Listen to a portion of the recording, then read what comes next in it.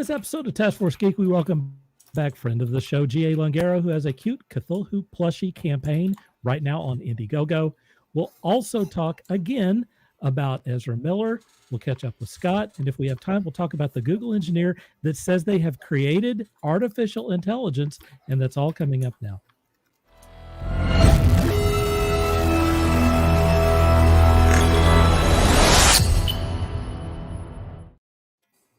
Welcome to Task Force Geek. My name is Dark Hooper, and today I am joined by, look at this, Scott.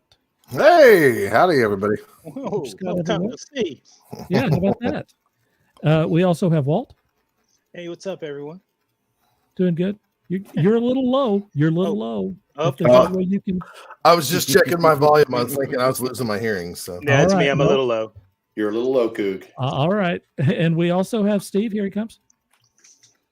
Steve has a shirt on that we'll talk about in just a minute. Hello, Mr. and Mrs. America and all the ships at sea. What? Okay, well, Decker, that's an old radio thing. They'd say good morning, Mr. or good evening, Mr. and Mrs. America and all the ships at sea. Yeah, All it's right. a classic. It's a It classic. is. Sorry, It's a classic just like Steve. I didn't mean to derail you. And so up next, we also have our buddy GA Lungaro. How you doing, man? Good morning, Mr. and Mrs. America and all the ships at sea. Welcome to Oh, Taskforce Geek. he knows it. Oh, yes. so much better when GA does that. Word. What the heck? I've already lost control. of this. Are we going to have a classic radio off here now? Oh, we got some radio historians in I don't here. I mean, Good GA, evening, Mr. and Mrs. America and all the ships at sea. aren't you supposed to like hold your ear, Oh, wait, hold your absolutely. hands?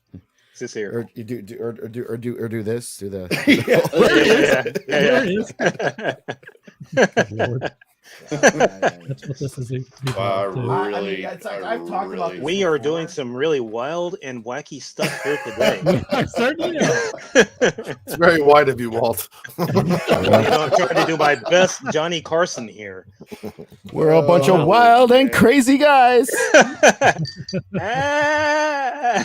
Michelle is first. She says, "Good evening, favorite creatures." Thank How you. about that? I've never been referred to as a creature, but I kind of enjoy it. Just go with it, man. I'm going with it. It's all right. All right. I prefer eldritch being as opposed to creatures. So. Don't miss creature him. Fair enough. Oh man, you can talk about some inside jokes going on right there. For sure. All right. First up, we have housekeeping. Here it comes. Housekeeping. Housekeeping. Come back later, please. Housekeeping. Not now. We actually have a guest lined up since last. I mean, obviously GA slipped in here. I said we weren't going to do anything in June. GA had a something to push, so here he is. And we have someone else at the end of June or the 1st of July, whatever that first day is. It's like the 3rd or 4th or something. It's like 3 days before the 4th, you know? I mean, it might be the 4th. I don't know. I'm not sure. But anyway, we have someone who is lined up for that. We might get it's a comic creator. We may get both the writer and the artist on that. Ooh. I'm very excited about that. Also, somewhere in here, because of some developments, I'm going to have an anniversary show. On that anniversary show, we're way past our anniversary, but we had so much other stuff going on, and I really wanted to do something special for the anniversary show. In any case, that's going to have our regular contributors only, but hopefully we get the whole gang to show up on that night. That will be around close to the end of June, and this is episode 93. So we're seven episodes away from 100. And on that night, I'm going to do what I usually do with the anniversary shows. I'm going to invite all of our former guests on, including GA, if we can get him on here. Oh yeah. And hey, if you honestly, unless I have a arranged engagement that night, you feel free to hit me up anytime. I'll if I'm available, I'll always come on. Are you always? You do like a gaming thing on Tuesday nights, right? Tuesdays and Fridays, I live stream a D&D campaign. The Tuesday night one has been running for a year and a half now, and it's a homebrew based off of my novel. Wow. Yeah. It's a homebrew based off of my novel, and I have a second campaign that I started 7 months ago, which is just a module, Horde of the Dragon's Queens, that I started, and that's on Friday nights. So I do 2 D&D things, and I didn't get a chance. You don't even know, I don't think. My father had cancer, and he was ill. And the end of April, I was taking care of him. He was in the hospital, and then he went to hospice care, and then he ended up passing away May 5th. So like most of April and all of May, thank you. Most of April and all of May, I was like out of everything. I wasn't like really getting involved in stuff. And the D&D is one of the things that I really enjoy doing, because even though it's streaming, it's me and a bunch of friends playing and having fun, and that's really what, kind of helped me ease back into doing things with people. Cool. I wasn't going to mention that because I didn't know, I didn't want to bring up a sore subject or anything, but I went through something similar a couple of years ago with my dad, and so my greatest sympathies to you. I know it's pretty rough. It's pretty rough. All right, let's see what else how do I recover from that? I mastered.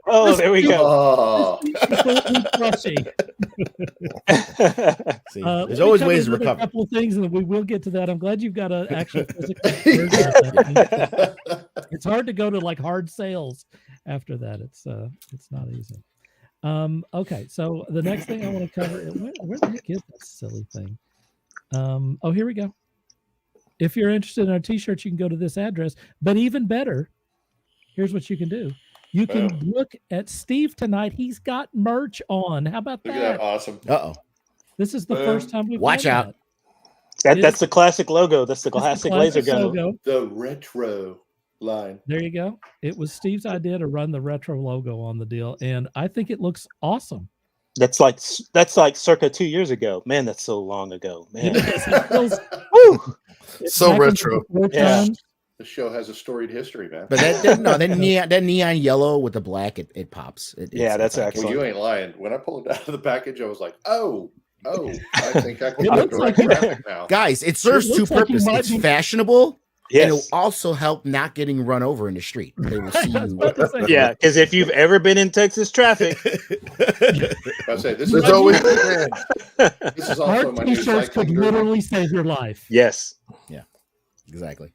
This is also my new cycling jersey because I needed high vis stuff. So Hey, that's a good idea. Thanks. Maxine wants to know if you're on the right show. You're damn right you're on the right show. You're on the right show. You're on the right Dirk, show. you know what this means now. Now you need What's to make that? Steve a matching biking shorts for. ooh, nobody wants to see that, brother. Nobody wants to see I that. think we do. No. That's let's put it to the people who are watching. Who wants to see Steve in some Taskforce Geek bike shorts? No. Send in your yeah. opinions Walt now. knows. Good call, brother. No.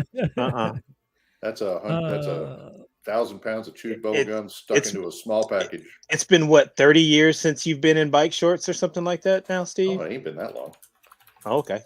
I wear them every time I ride my bike, but that doesn't mean they look good. the sun's down. The sun's down. The sun's down when you're in them, right? That's why you need. That's why you need high vis clothing.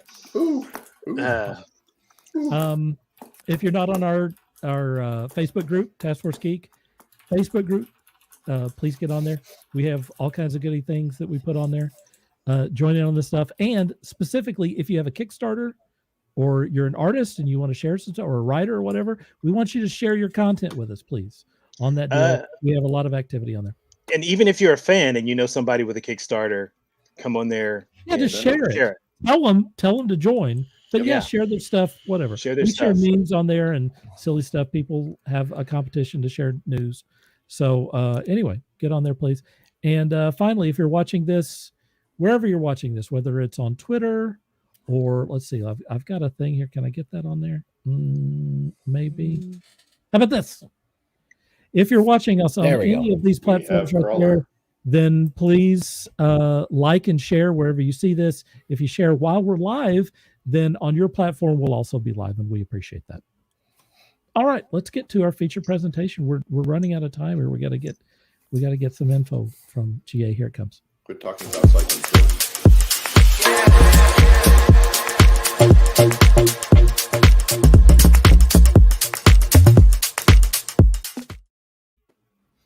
All right, we are here specifically to talk about the Plushie campaign, but before we get to that, let's talk about this. I'm going to put myself up here. Oh, there it is. Right here. Boom. Look at this right here. Yep. Isadora. And the Immortal Right? Saints.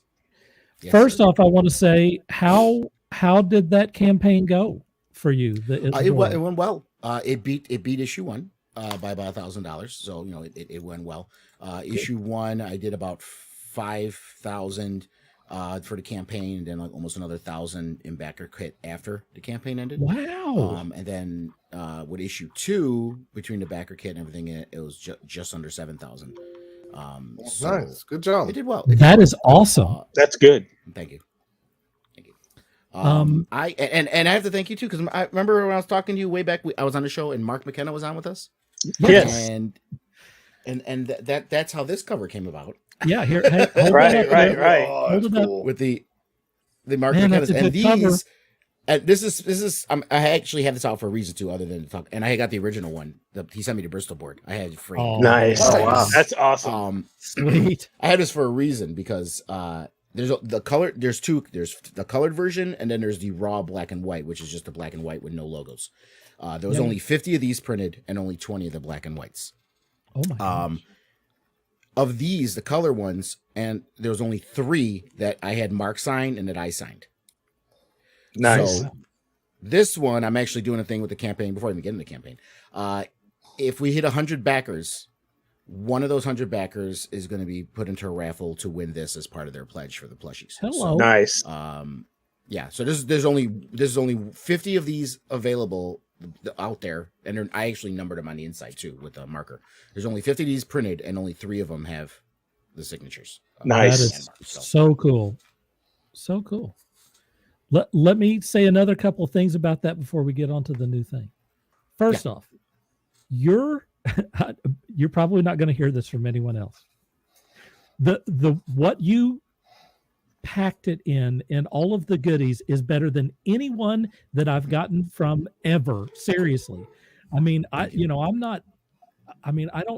back 100 million campaigns. I don't know what all is out there, but number one, you packed that thing in, what do they call it? I never get their name right. Like a Gemini or The Gemini something. mailer, yeah. Gemini mailer. It was perfectly preserved. No problems there. It came, and I could complain about some other people. I won't, but I can complain about, you go to the Kickstarter campaign and you pay for this thing, and then it arrives and it looks like it's been chewed up by Godzilla or something. Your thing arrived with prints, not just the comic, but with prints and cards and so much stuff. You put so much. I mean, I just had like the basic deal, and I got so many prints and cards and bookmarks, and I got so many goodies on this thing. It's crazy. I just really want people to know that you're not, when they bid on your products, you're not just getting the comic, you're getting a lot of goodies, and they're all high quality. Everything looks amazing, by the way. It's not like Thank you. you went to Kinko's doesn't even exist anymore. Yeah, no. You didn't go to like a convenience store and get these things copied, No. It's all high quality, seriously. And I want people to know that, and that it's going to arrive in great condition. At least the best. I mean, hey, it's arriving through the mail. There's only so much you can do, but you've done as much as is humanly possible to get these products to people, and I think it's important that people know that. Yeah, thank you. It's actually, I'm glad you said it. Quite a few people have said it to me. Backers have said that to me, and it's because I really, other than creating a quality product, I mean, we got to be sure we get the right artists, and my writing is solid. That's obviously number one. And that's printer, all we gotta get there. the right printer. Let me just tell everyone that's there. Thank you. But what's the difference between, a 5-star chef that's at a Michelin restaurant and, a chef that's at, a regular restaurant or a 1-star restaurant? It's not that the other chef, the 5-star chef, is a better cook. It's not that he's making better food necessarily. It's presentation, and people who are into fine dining. And I consider indie comics fine comics because it's not your Marvel floppies you get off of the shelves. So it's fine indie comics and presentation. If they receive it in a way that's pleasing and it's like, oh wow, look at this, and then I have the branded tissue paper, the branded packaging tape, little holographic stickers. I have a question about that and stuff. And go ahead. When that before you even get to the book and open up the bag and take the book out, you've already gone through all this other stuff, which is just like it's the palate cleanser, right? It's getting you all ready. The salivating's happening. The appetizer. Yeah. If you're into this stuff, getting all the goodies is really awesome.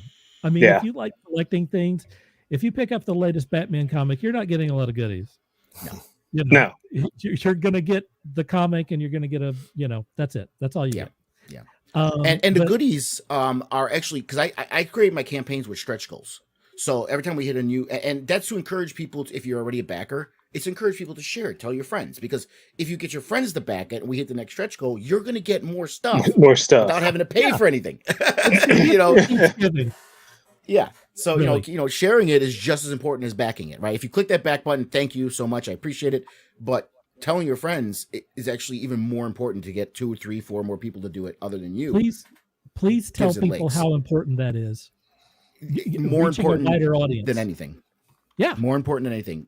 Grassroots, everything that's indie. Anytime there's the word indie in front of anything, it's word of mouth. It's about people. I mean, the first time we heard indie, right, was music, right? Music. Indie music. And how did it go? It was word of mouth. You would tell your friends, oh, you guys see this band I saw at this bar the other night. You got to come. Then they could tell their friends and they tell their friends. And then, it gets bigger and bigger.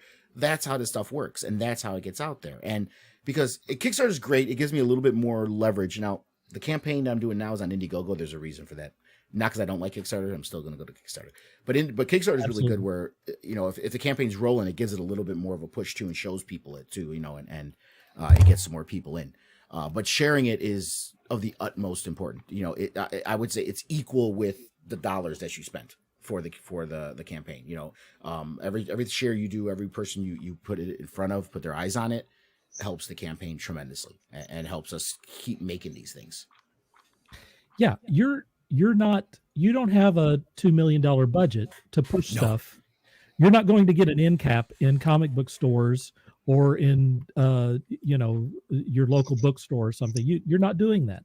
You can't do that. All you have is online, and all you have is you could go to conventions or whatever, but look, with indie people, your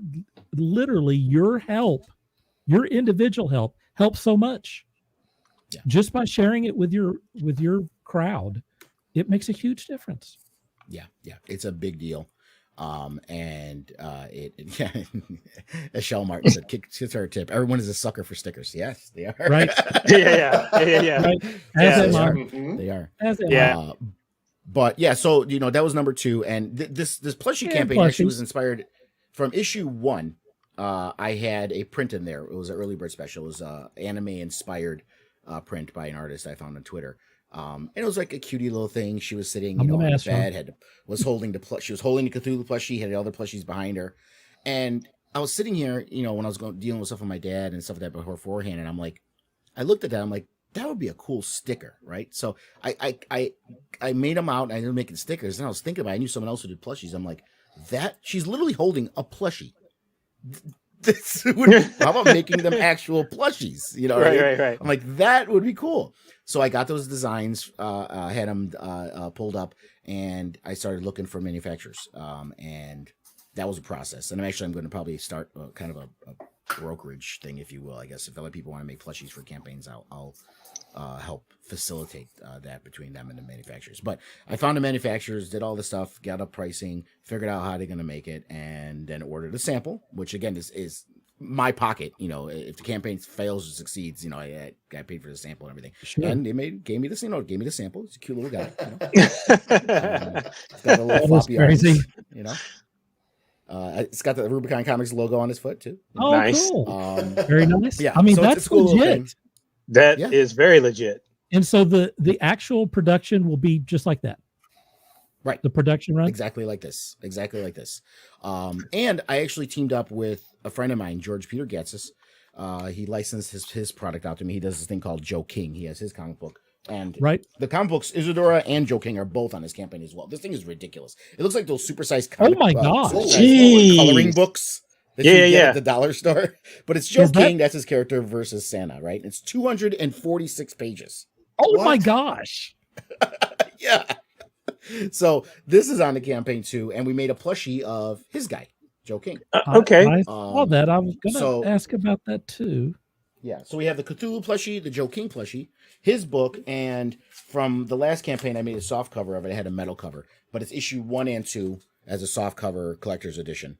Nice. 1 Yes. and 2 in one book. Nice. Very cool. So that's available as well. So you can get, just Very a Cthulhu plushie, just a Joe King plushie, both plushies, a plushie in a book, or all of them, and the cards. So that's all.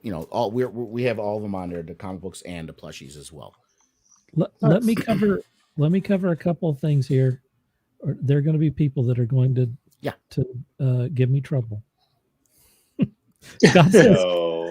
Scott's not going to be the one that gives me trouble, but he says 24-hour Kinko's was a glorious time. It certainly was. Oh, me and Steve have so many stories about 24-hour Kinko's. I'm sure. And since you brought it up, I'll shout it out. The printer I use is a US based printer. It's a small business, a mom and pop kind of business.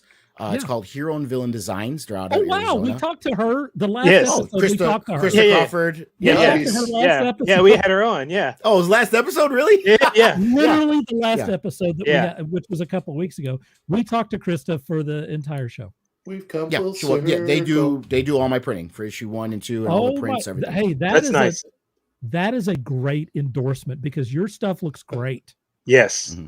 So wow, that is a very matter of fact. I wish I had not erased her links because I had all of her. You can go to what is it called? Heroes and Villain Designs. Yeah, I did. I got them through Facebook, and most of my messaging was on Facebook. And then her husband gave me his phone number, so I just texted him. Someone please remind me to put a link to them since we've mentioned them. And she's awesome.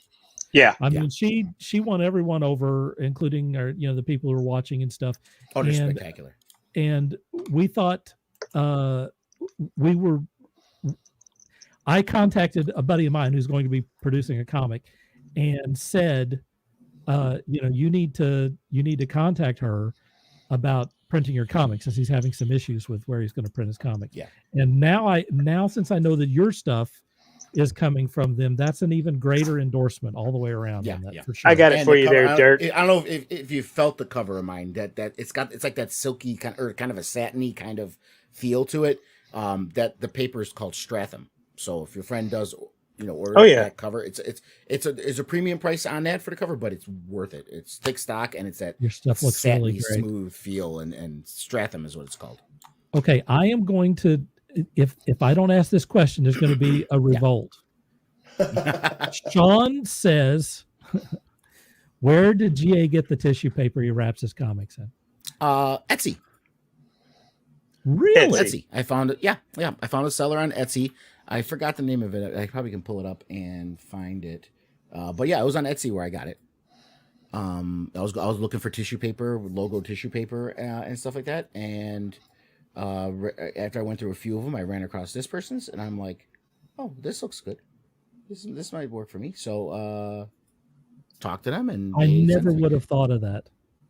There is the Facebook group for Hero and Villain Designs. Thank you, Walt. You're welcome. We want to make sure that because we want to get Krysta back on here because she's awesome. Oh yeah. But even better that you said that you get your stuff, and I just said how great your stuff is. So organically too. I'm not getting paid or anything here. But seriously, love the quality of your stuff, and and love Krysta. So that's awesome. Cool deal. The Enchanted Envelope. That's the name of the Etsy store. The Oh, Enchanted man. Envelope. The enchanted envelope. Look, I hope people are taking notes on this stuff because we're giving up all kinds of great shout outs. Hey, and that's what we're here for anyway. So, Yeah. Tell me about the logistics on. Let me get the banner up here for your deal. What is the logistics like on designing a plushie? How do you even do that?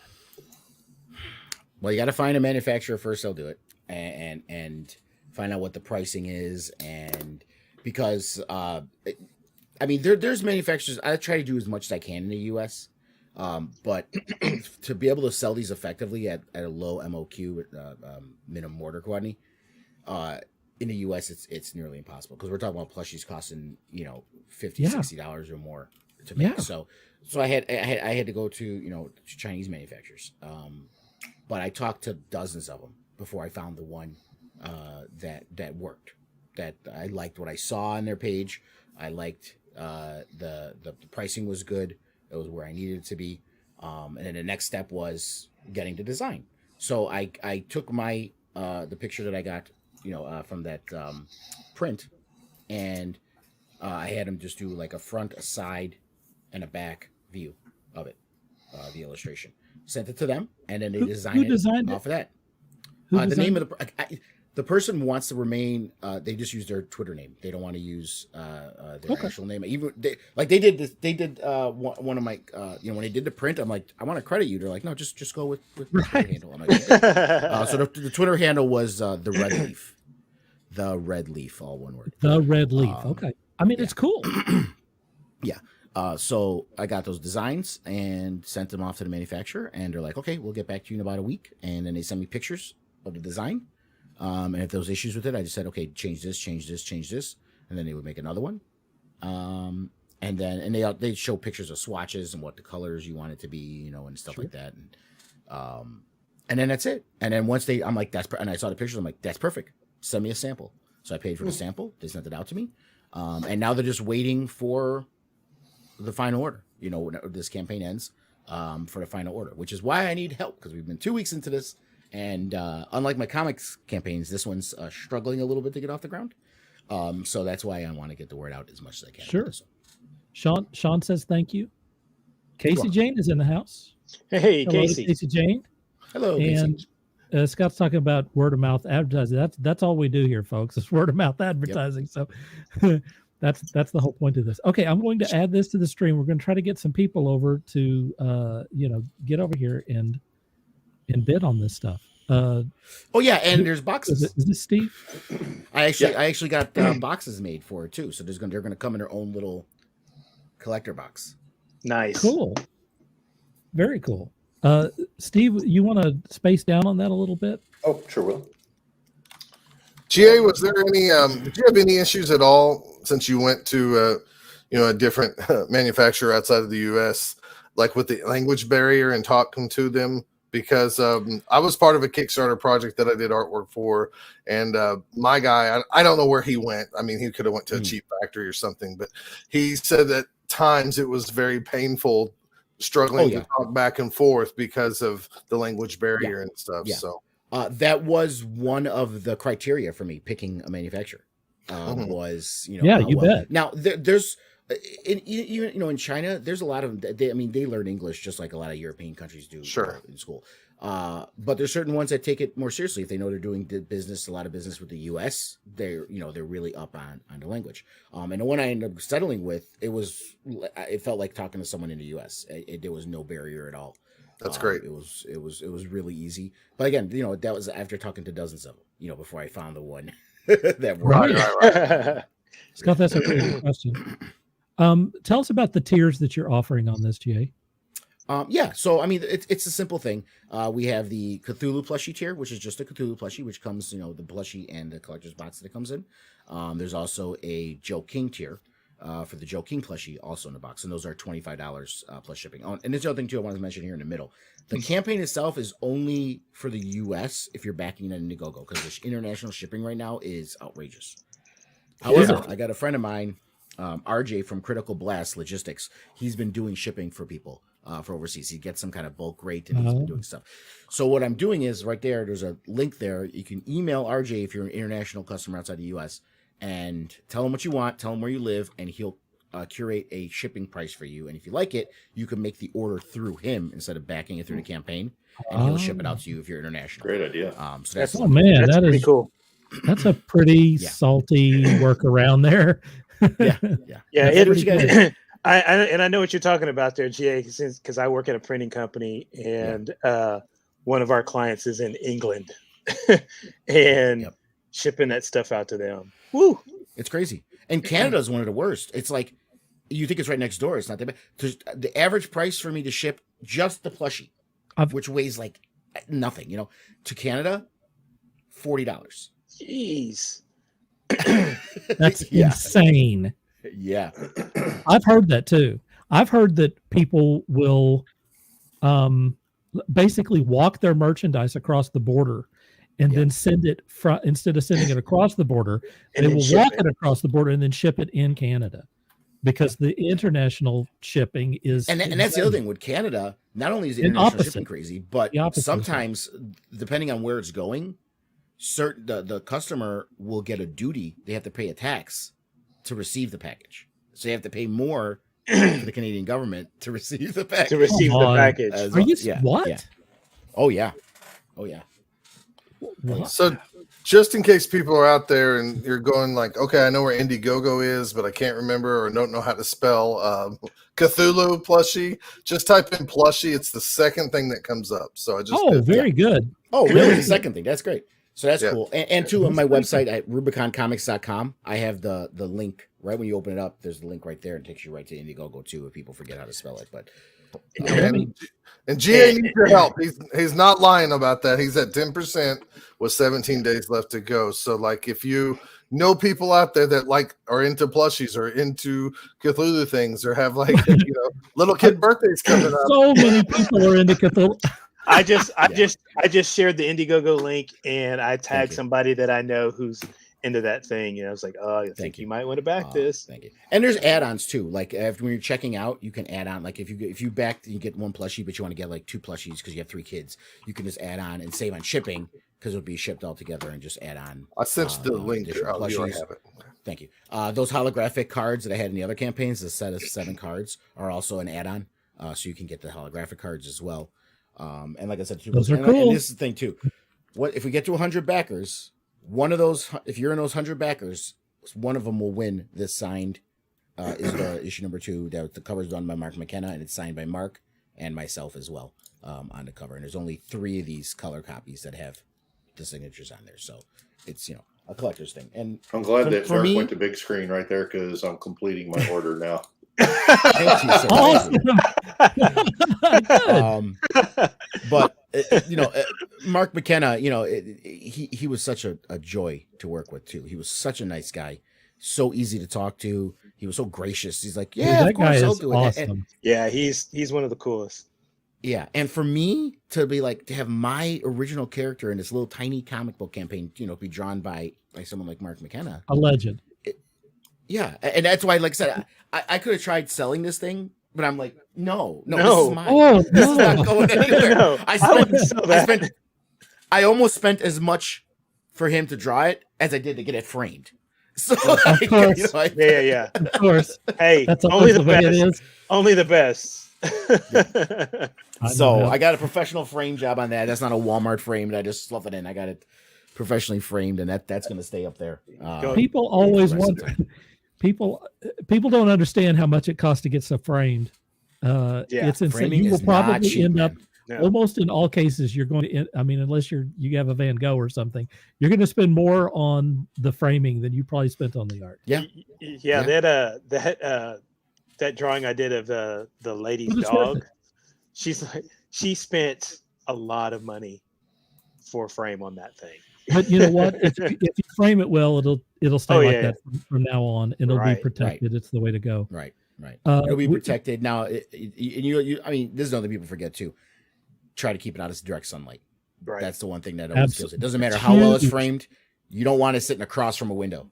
Especially pen and ink work. Oh my God, are you kidding me? Yeah. I mean, color work too, but pen and ink work will die on you if it's in the sun, for sure.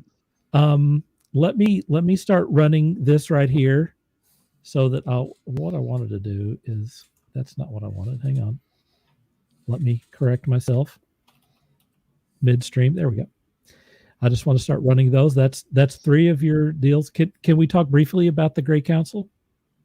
Yeah, sure. The channel's been kind of, there's not as much going on there as there was before because of the stuff that's going on with my dad. It's like I'm trying to get back into the I just want people to know about it. Yeah. But my channel is the Grey Council. It's just youtube.com, Doug Grey Council. Gray with an E. Yeah.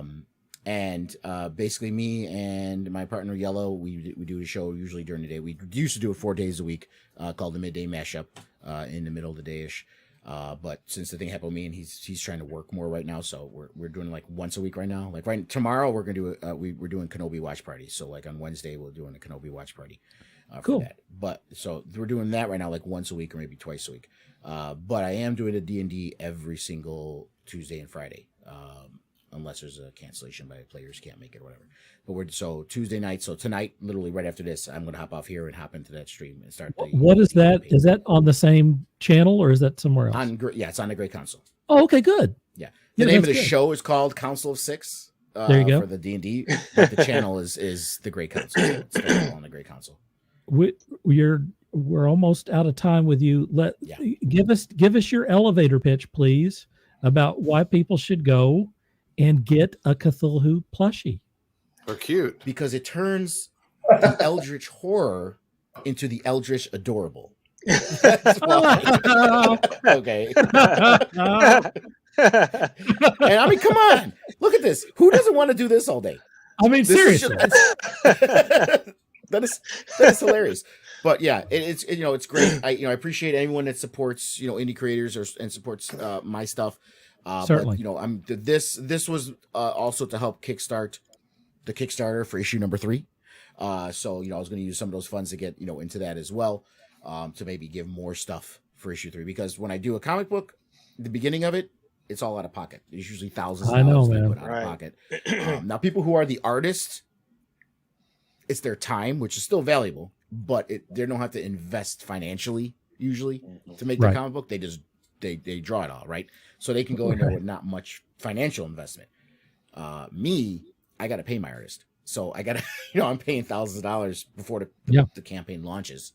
And if the campaign doesn't succeed, it's I got a book, and I spent this money, but it's got to go. So there's a lot of money that I put into them, and again, not that I'm complaining. I don't mind doing that, but that's just the reality of it. So a campaign like this with this will help issue number 3. It'll help these campaigns keep going and growing and stuff like that. And if you're not backing, like I said, and we've all said, if you're not backing, just take the link and share it, please. That's just as important and just as valuable as backing. So do that if you can't back it. Well, it's also a good time too if anybody wants to back issue 3, but they don't have 1 and 2. They can read it right here on your Cthulhu plushie plan. Right. So you pick up a plushie for a nephew, a niece for Christmas. Toys for Tots. You can throw a Cthulhu in there, and you can get you the comic. How awesome would that be? That would be excellent. And it's quality, folks. It's quality. You need to. Not just the print job. The art and the writing is wonderful. And one last thing before I go, in this collector's issue, my books are 24 pages, so this is 48-page story. But this is actually 62 pages, I think, because I added like all the covers that have been through issue 1 and issue 2. I added as pages in here, so you could see all the covers that were done as well. Oh, cool! That is cool. And some of the prints and stuff like that. So those are all in there as well. So it's like about 64 pages, I think. 62 or 64. That's quite a volume. There's additional artwork in there on top of the issue 1 and 2 as well. Yeah. Gee, I think it's really cool that you made a box for these plushies. I didn't say that earlier. Yeah. I'm not really a plushie guy, but seeing that box makes me go, "Oh, it's kind of really cool. That'd be cool to have on the shelf." So what gave me the idea for that is the pops. Yeah. Oh yeah. Yeah. Definitely. Does anybody like a pop outside the box? No. Nope. They don't exist. Actually, I do. I Does do. it- You don't really like them, Walt. You don't Well, really hold on. I mean, I do have the mind Yeah. flayer out as well. But this is the only one. The rest There's are all in their boxes, very so. few that I take out of the box. The only other one I've ever taken out of a box was a Free J Cutler one that I got, and I turned it into a fantasy football loser trophy. Good call. You picked the right guy. Hey, we got to let GA go. Yeah, I gotta because go. He's got another show. That if you're interested in seeing him, he's at the Great Council there. Yeah. On Thank you YouTube. very much, guys. I much appreciate it. Hey, You're good welcome. seeing Thank you, you for GA. being on. Have a good You're one. welcome back anytime. Good luck on your campaign, man. Thank you, sir. Thank you. You're welcome. All right. And poof. Just like that, he's gone. Always good having GA around. Yeah, absolutely. He does good stuff, and Sean got an answer to his tissue paper. That's question, great which stuff. is That book very- looks amazing. I'm very looking forward to important. getting that. You know the What did you order, Steve? Stuff. If you don't mind me asking, stuff. dude, you don't ever just order the basic. I went to the high tier. I went to the end tier. He Good wants for you, he wants that signed comic. That's what he wants. I don't know Good what you're for talking you. about. No, you know all right. what? The box, the packaging makes me think about WrestleMania 32 when I had to go get my New Day T-shirt, which came in a cereal box, a Bootios Oh, cereal Bootios. That's right. Yeah. which I thought was genius. Pretty smart. Yeah. Pretty smart. I'm still All right. intrigued by the idea of a kid opening up a Cthulhu box on a Toys for Tots Christmas gift. That's awesome. I mean, kids would love that. Absolutely. It's a fun little monster. Yeah. Just I keep playing the situation over in my head, and it just keeps getting darker and darker and darker. Did he say Especially doing it here in either adorable? Adorable. It's like especially that doing kid on it. the Shriners commercial. What is it? You'll get this adorable blanket. Oh gosh. gosh! Oh my God! There's a whole. Oh, not let's. You'll get this Hey, adorable Cthulhu doll. And see, you'd have to give it away to somebody in either here in There's Texas an inside joke. or in Oklahoma. There was an inside joke that is related to that commercial, and I need to get out of this before I start cracking up. So I will go to the next thing. Here we go.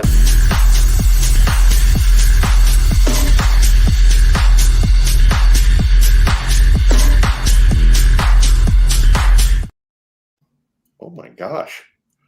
That was a jam and a half, man. I That love was- that. Gabber. That's a good one. I like that. I feel like I was at the Diamond from last Saturday night. This is so off. Somebody This is so off topic. Who was the band that you went to see? I'm not familiar with them. The main band I went and saw was Starset. Starset. Starset, and they put on a real. Now, this is Jennifer's band. Like, I mean, she knew Yeah, every that's cool. song. Yeah. Anyways, she's. I've seen him before with her. She went to the acoustic thing that was like a year ago here, and there was a lot of people at the Diamond Ballroom. But there was 3 other bands ahead of them, and we got there early enough to see all 3 bands. I stood on my Cool. fat feet for like 5 hours straight. Yeah, there's no that's sitting brutal. there. There's no sitting at the there, Diamond. and you know, it was. I felt 48 that night. I enjoyed it. I did. I know exactly what you Let me mean. tell you something. The white guy head bob is one of the funniest things ever. You have this person that doesn't want anybody to know they exist. You know, Right. they want to be the wallflower, and then that Right. music cranks up, and that little They're feeling it. frail person also they starts doing their thing, and it's just it cracks me up to no end. And like They're- Note to That's self, the never only go to a one- concert with Scott. no. I'm not, if they're having fun, go have fun. I'm not discounting that. They're I'm just dancing like saying- no one's watching. I'm just saying, like, you go somewhere and you see some brothers and sisters doing it. They got some rhythm, and you're like, "Whoa, I wish I could do that." And then you laugh at the white guy rhythm, and it's just funny. It's different. I mean, it's fine. They were having a good time. One of the bands was called, I think, Flame on Fire was one of the bands. A band named Red. and there was a band from Sweden that I cannot remember. ABBA. No, it wasn't ABBA. Dancing Leading the night, Queen. ABBA. Yeah, so we saw the show, and then Jennifer wanted this jacket. Well, she wanted it but didn't want to buy it, so I talked her into getting it, and it came with you got to meet the band afterwards and get it all signed. So she got her fun collector item, and we got to see the band. And, that's kind of the coolest thing ever. I got to fist bump or shake the hands of everybody, all the people in the band, and like I was like, I've been here before, but I can't sing any of your music. Anyways, I'm gonna burn it. It is definitely I would say alternative rock is kind of what I would go with if I had to guess, but like I'm old and all music is kind of alternative for you. Dirk, you would have liked it because they had like some violinists, and then at one point they came out and they all were in like these space suits and things, and their whole gimmick is like it's like interstellar. It's interstellar. There's a show, and then I'm into all of what you just said. They have an intermission where it's entertaining. It's just not stuff in the background, like while they're taking a break. It's part of the show, and you pay attention, and they give you science facts and stuff like that. It's called the name of it? Starset. Starset. Yep, and they're all like we're intergalactic and all this stuff. I mean, it is a for somebody who doesn't know anything about it. It was a fun show to see. So it sounds a little like kind of Flaming Lips, like. Maybe you know what? It kind of reminds me of the Cybertronic Spree. I don't know. Well, y'all just gonna have to do your own another level. You guys are gonna have to do your own research. I'm gonna go listen to some of their stuff tonight. I guess they had a few songs that got some, local airplay here on the Cat or something like that. Briefly, maybe to. Where are they from? Do you know where they're? No idea. Jennifer was really mad because they didn't, go to Texas on this tour. They're from and there's a lot of people. A lot of people came up from Texas. She was gonna get the VIP tickets, and it was sold out. So because she waited so long. So, anyways, we still got to meet the band. They literally label themselves sci-fi rock. Okay, there you go. Oh well, wait a minute. We need to put them on here. I'm saying, yeah. I mean, if they're sci-fi rock, we need to get them on. It's definitely something I think nerd people would really kind of be into. So the show part was like that's a really good show. So, anyways, I'm glad that's what old people did. No, that's cool. I'm glad that I asked about that because I was curious about who the band was and what was going on, and now I'm even more curious. I'm glad I asked. Oh my God, Jennifer just was in her own little world singing all their songs and everything. So I just let her be. Oh, what do we got here, man? That's their promo shot. Hello. They played songs in some of those like spacesuit things there. Dude, and it was like 125,000 degrees. That reminds me of Kraftwerk. Well, a little bit, yeah. Yeah. So. All right. I love that look. That's free. I'm in. Pop for Starset. How about that? I'm in. Ooh, there gives us a little bit more room there. Okay, well, we're supposed to be talking about Ezra Miller, if you can believe it. I'm gonna talk a little bit about Ezra Miller, but what I really want to do, I want you guys to put your studio hats on as soon as I get through with this little introduction, and tell me if, while I'm reading this, what would if you are the head of DC / Warner Brothers film studio, what are you going to do with the Flash film? Don't answer that yet. Let me set everything up by saying, back in April, an insider at DC Films told Rolling Stone that the studio held an emergency meeting about Miller's behavior after they were charged with were charged with disorderly conduct and harassment in Hawaii for an incident involving patrons at a karaoke bar. The actor was also hit with a restraining order by a couple who claimed Miller threatened them. That's apparently since been dropped. While DC Films has yet to release an official statement on the matter, the source in the Rolling Stone article claimed that Miller's upcoming projects, which include The Flash, set for 2023, and a planned sequel, were put on the pause. But according to a source in Variety, Warner Brothers, which owns DC Comics, is quote, barreling ahead, unquote, with The Flash and plans on giving the superhero film the full blockbuster treatment, despite the most recent allegations made by Chase Iron Eyes and Sarah Jumping Eagle that Miller has been grooming their 18-year-old daughter, environmental activist Takata Iron Eyes, since the age of 12 when Miller was 23. So now I have 4 executives for Warner Brothers that have to decide, what are you going to do about Ezra Miller, if anything? Maybe you're like, we're barreling ahead. All systems go. So on that question, first I'm going to go to Walt.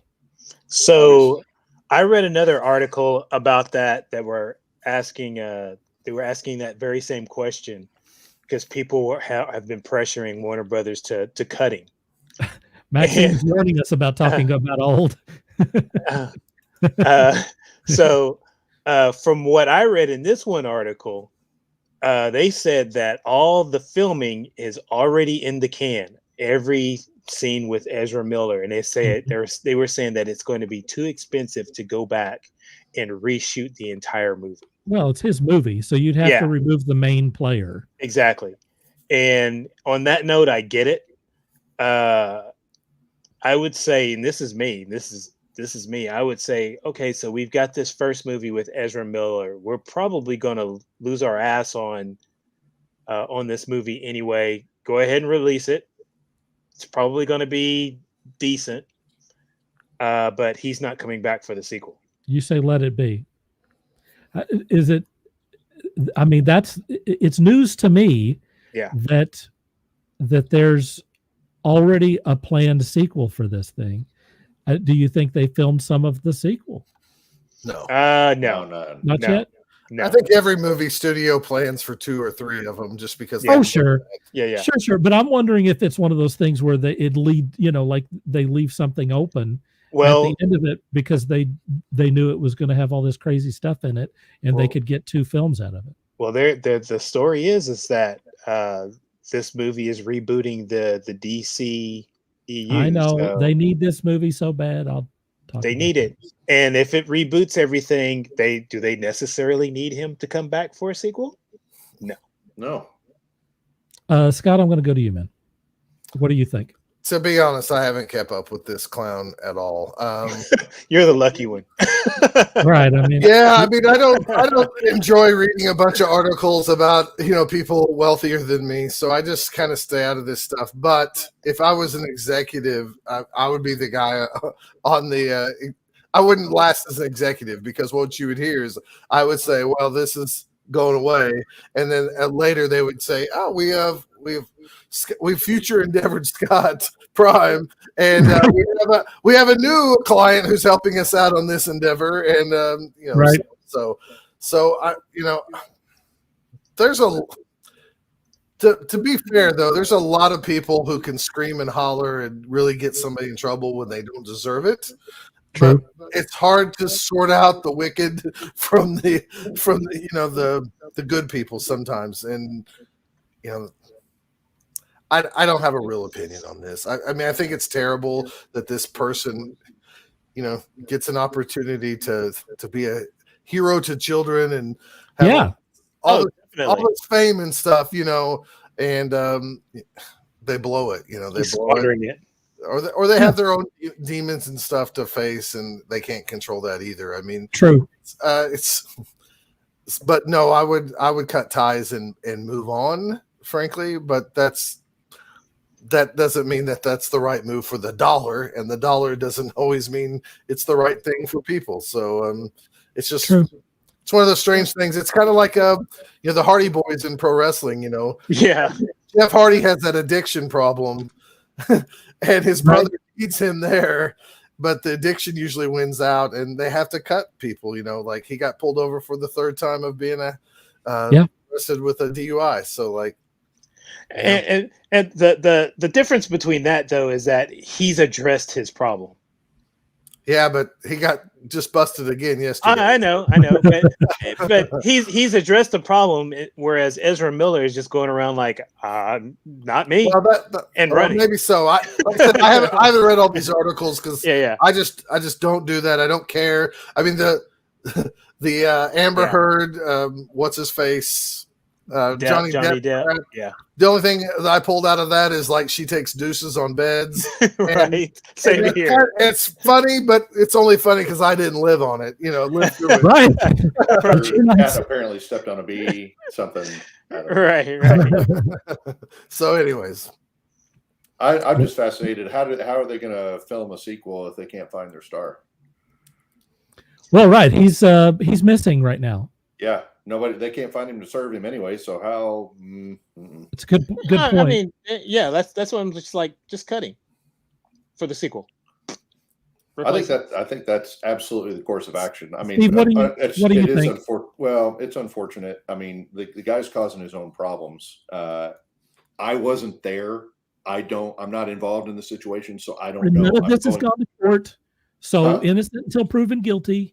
Well, that's gone out the door. I mean, this is 2022. There is no such thing anymore. Right. We don't do that. No, we don't. We get trial by social media in a cancel culture. And and especially since he's running away from everything too. That does not. I mean, that doesn't bode well at all. No. That the optics on this have gone so far south. I'm not sure DC has an option to, ignore it, keep him or let him go. I think you have to let him go. It's unfortunate. But again, he's causing his own problems. Ergo, he's causing DC and a lot of people, a lot of problems. And I just don't think you deal with that anymore. I really don't. You say let him go. Yeah. Yep. Let them go. But again, I'm doing my best. Innocent until proven guilty. I'm not there. I wasn't involved in any of the situations. All I'm hearing is the word of mouth and the articles that I've been reading. So I just don't think you can take anything on face value. As a parent with children, I would not want to publicly put it out there that my child has been groomed for years, because I would be worried also that it reflects I'm a bad parent because I didn't notice this until because now. You didn't cut it off at age 12. Right. So to come out and do that, I mean, I hope that's them going like, holy crap, there's a real problem here, instead of like, this is a way to grab some fame and get in the newspapers. Yeah, I mean, not everybody's Lonzo Ball, nobody, we don't need that attention. So to come out and say like, I let my kid, I missed this for all this time is pretty like, I wouldn't bring that up unless it was real serious. I'm right there on board with you. I think you're probably made a really good point. Is such a thing as the cash grab. So is this truly an R. Kelly moment, or is this the cash grab? Sure. Ashell says Steve takes headphones off. Thought in my head, Steve has ears. You're welcome. Sean says shoot a Flashpoint event and have Miller exit as a new actor. Yeah, you could do that.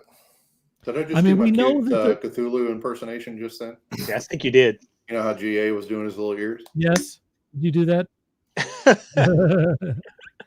I have a few thoughts on this.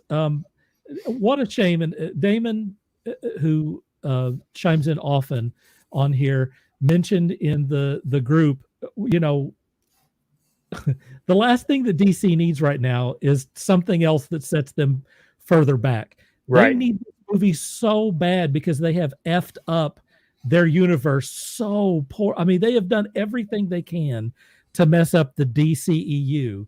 If they can just get to Flashpoint, they can say everything is canon. Yeah. We don't have to worry about it anymore.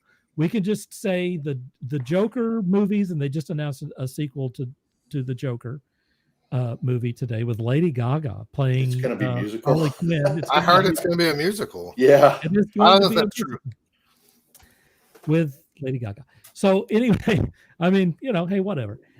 To be honest, I wasn't a big fan of that movie. I thought it was okay, but I thought it was kind of overly pretentious and unnecessary.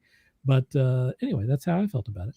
In any case, what a shame that the DCEU is taking another arrow to the heart by having an actor who, I have never seen anyone who is working overtime so hard to destroy his own career. Ezra Miller is not Johnny Depp. Ezra Miller is at the beginning of his career. Who cares who Ezra Miller? Who cares? I won't say that he's a nobody, but he's not a big deal. He's a big character in a Fantastic Beasts movie. He is in that. Okay, great. But that's it. But he is at the very beginning of his career. He has not brought in a bunch of blockbuster movies, and he certainly can't he can't act like the big time blockbuster actor who can get away with silly stuff. He's not there yet. So, it would be, I guarantee you the second that Warner Brothers can remove him from that role, they will. And the good thing about Flashpoint is that it's custom designed to do exactly that, not just with him, but with everyone. Anyone who they don't like, who is, or who they don't want, who's not performing at the box office, they can excise you immediately from whatever it is that they're doing and just say, oh, it's the multiverse. We went through the multiverse and grabbed this other person and, we put them in this role and it's all canon. It's all canon now. You have to, the Twitterverse has to accept it. What would I do? I would get rid of him because he's an anchor. He's an anchor around this project, this very important project. And you know what? If you have to put someone else in the role, go do it. And many people have suggested that Grant Gustin, the guy who's the Flash on the CW, and everyone likes his performance. You could get that guy to be the Flash in the deal, and it would be totally within continuity. They've already appeared together, right? Yeah. Yes. I'm not sure why they did just carry that over. They've already had him appear in this thing. I realize, I get it. You've spent all this money on this dumb thing, and it's all in the can.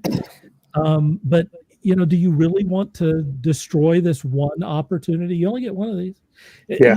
They've been talking about this damn Flash movie since like 2015, like when they were first doing the damn DCEU, and it was all going to be continuity and all this sort of stuff. They were right there saying that here comes the Flash movie, here comes the Flash movie, here comes the Flash movie. It's been 7 years that they've been promising this Flash movie. If they'd just done it years ago, it would have been taken care of. But the DCEU has so grindingly mismanaged. Yes. Now here we are. They're one like, hey, we're gonna reach out there and we're gonna save this one little thing. No, they've got this anchor named Ezra Miller who's doing everything he can to destroy this project. He's absolutely self-destructing. And his own career. Yeah. And his own career and everything else, and take a whole damn studio with him. It's insane. It's insane. Heck with him. Spend the extra, whatever, 6 months, redo his scenes, eat the costs. Yeah. And move on. Move on. I'll go see the movie 2 times just to make sure that you guys recoup your money. Can we Doctor Who transition from Ezra Miller to somebody else? I'll tell you this. Yeah. If it has Michael Keaton as Batman, I'm in. You're right. I'm in. It's got Michael Keaton as Batman. That's enough. That's enough. Yeah. Scott is messaging us from space. He's having internet problems. Hopefully we can get him back here because the next segment is about him. Sean says, Ezra is a psychopath. I know too much about when he filmed here in Oklahoma. There have been some bad stories about it. We can't repeat that here because it's hearsay. But he filmed that what was it called? The Killers of the Flower Moon, something like that here in town. And Sean knew some people who met him and had another bad experience with him. So it's not an isolated incident. This experience was even before all this other stuff. Sean told me about these things, so I can vouch for what Sean said, and it was before all of the rest of this stuff. So this is not isolated things. The guy has problems. He has problems, folks. Sean says cut him loose. I agree. I say get rid of him. I say get rid of him. Hey, make the hard choice here. Make the hard choice, Warner Brothers. I mean, they're already saying it's 2023. You got time. Yeah. Mm-hmm. Well, here's the deal too. If they take what they have, and let's say this blows over and you refilm it and do whatever, they have their own network.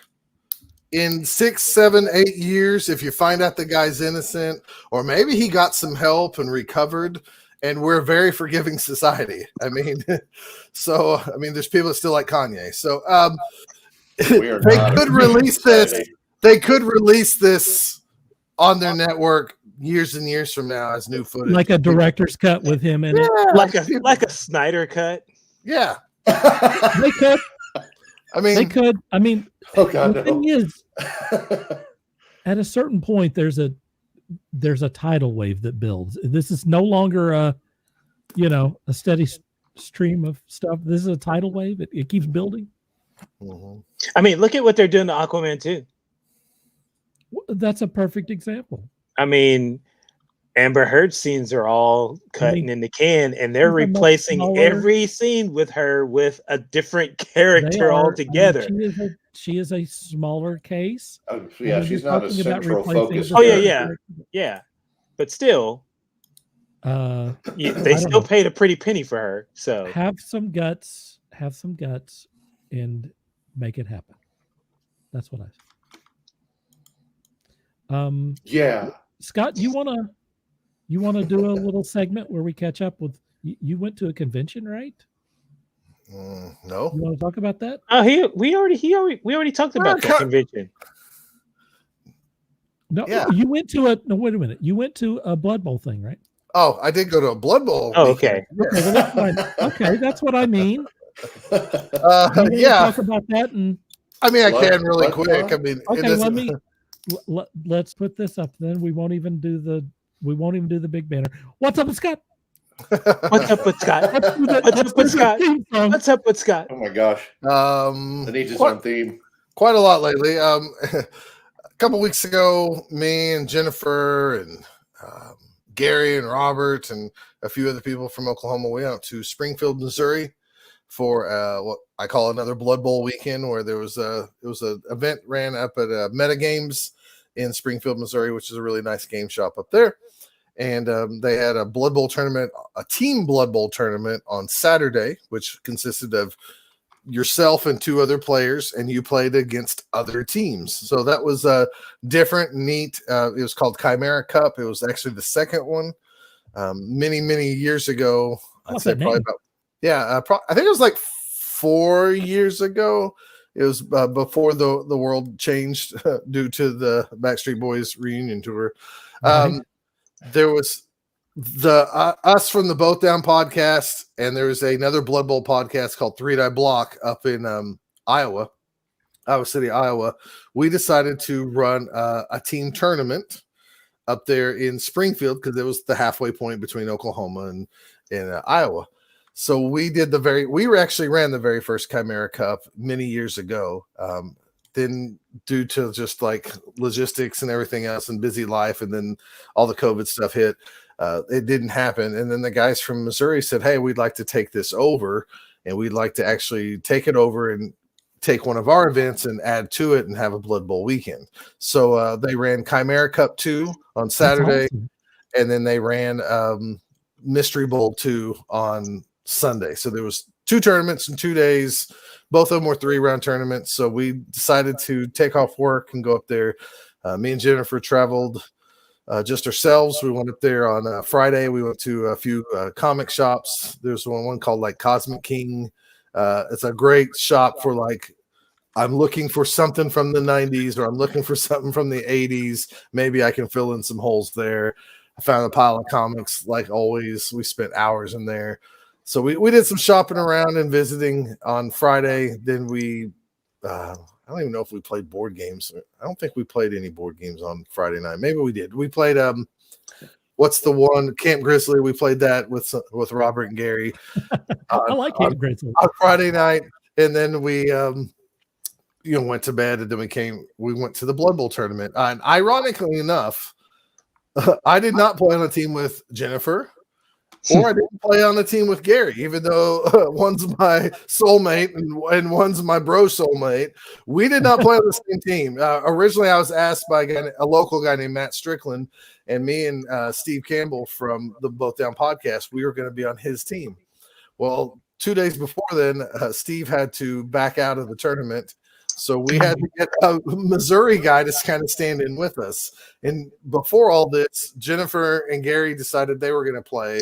And they also had a guy from Missouri play with them. So anyways, we had a strange team or whatever. So anyways, at the end of the day of the first day, I had they gave out some. So you guys remember the guys from Ye Old Lasersmith who did like wood burning things and stuff like that.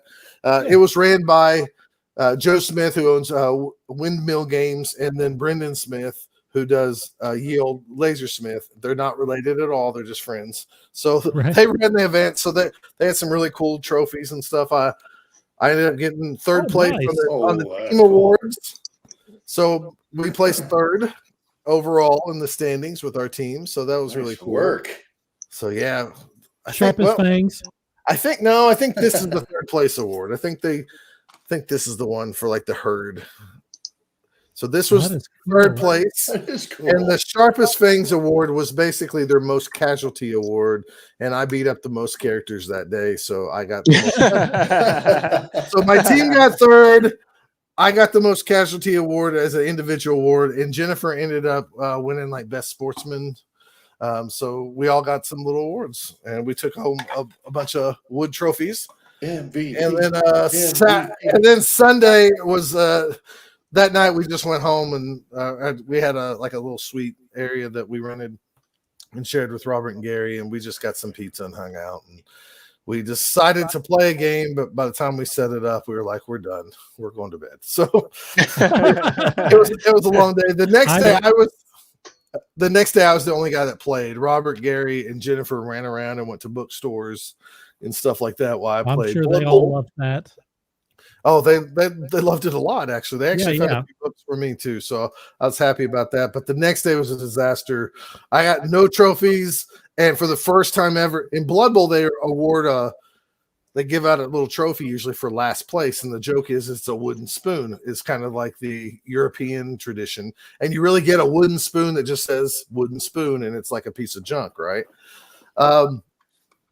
These days, a lot of tournament events, they craft a wooden spoon type award. And oh, wow. But it's a award you really, the idea of it is you do not want to ever have this. You would like to have your whole career as a Blood Bowl player that you say, I've never got a wooden spoon award. Now, some people go, hey, a trophy's better than no trophy. But basically it's saying like, you tried your best and you still sucked balls. Wow. So Sunday, I had two disastrous games that were just laughable.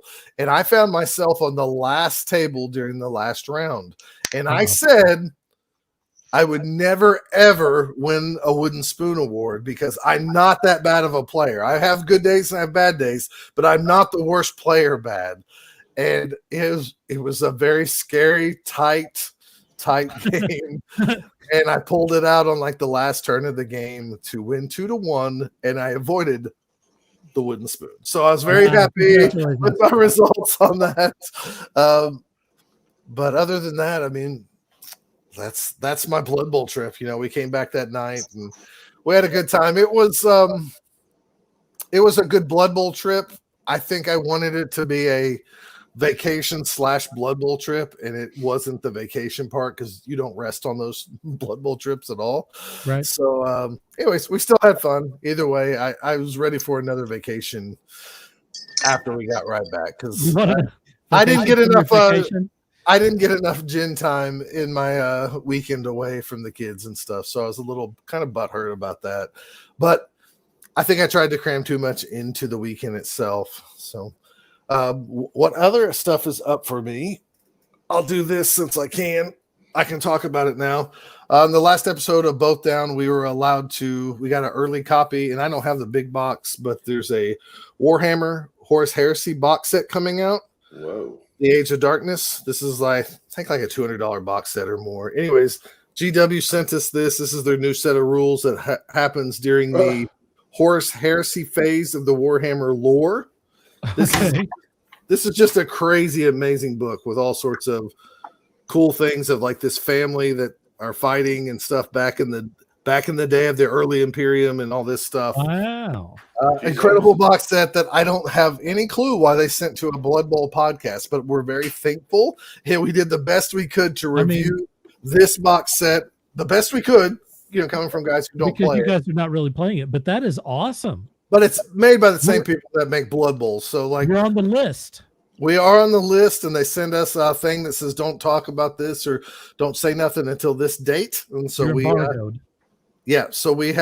released the episode like hours after that date officially got there. And then, we talked about it and stuff like that, so people could order it a couple of weeks early if they were interested in stuff like this. And I see this stuff, and like, young Scott, if I didn't meet Blood Bowl, I would be doing this stuff. But thank God I found Blood Bowl first in some ways, because I don't have to worry about like 16 little miniatures on my team. While this is armies and armies and armies. That Warhammer stuff is insane. There's 146 pages of just lore and backstory and fluff and timelines before you have the rules in this book. Why have they not made a Warhammer movie or a Netflix series? I don't know. I think there has been some animated movies.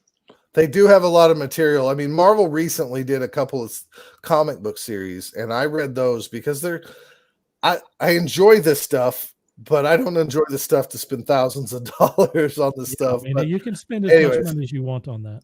Yeah. So there is an Ultramarines movie on DVD. There is? Okay. Animated. Yeah. I could have sworn I'd seen it before. And after I saw it, I'm like, yeah, I have seen this.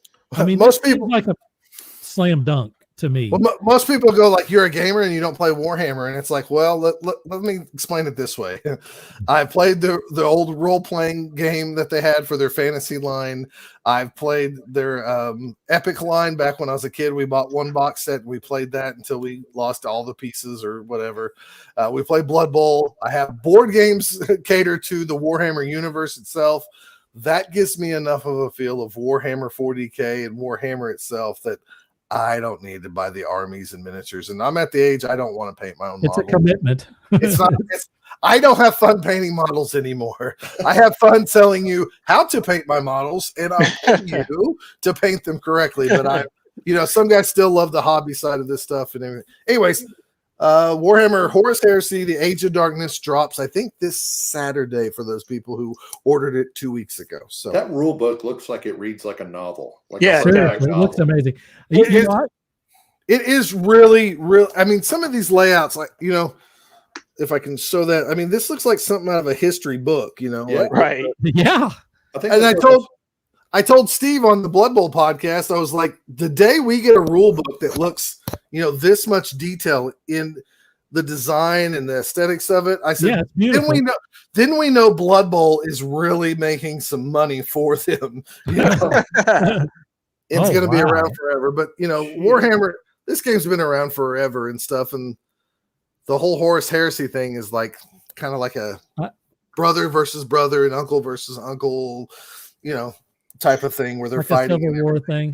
And so illustrations are stinking amazing. So I was going to say it's the Warhammer movie is a CGI movie done in 2010.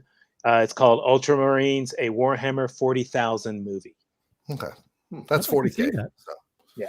And the only other thing, and since this is just going to ruin all my show-off stuff, but that's okay. We haven't got this to the table yet, but if you played the Outer Rim Star Wars board game, there now is officially an expansion for it called Unfinished Business. So before you could play as Boba Fett, IG-88, Bosk, and other various like scoundrel-type characters, now you can play with like Dengar and a few other characters. So we're really happy. And this might get to the table tomorrow, if I'm being truthful, because like I'm on some bereavement pay right now. So I had a grandma pass away. So I'm going to enjoy that time to not only remember her, but just kind of relax it for a few days. So, yeah. So, anyways, we're really excited about this. I know nobody likes Dengar. I don't even think Dengar likes himself, but like I really want to play Dengar. Really. So, what is that game? That's a game that's been out for a while. It's Outer Rim's been out for a couple years for sure. And it's just like you go on.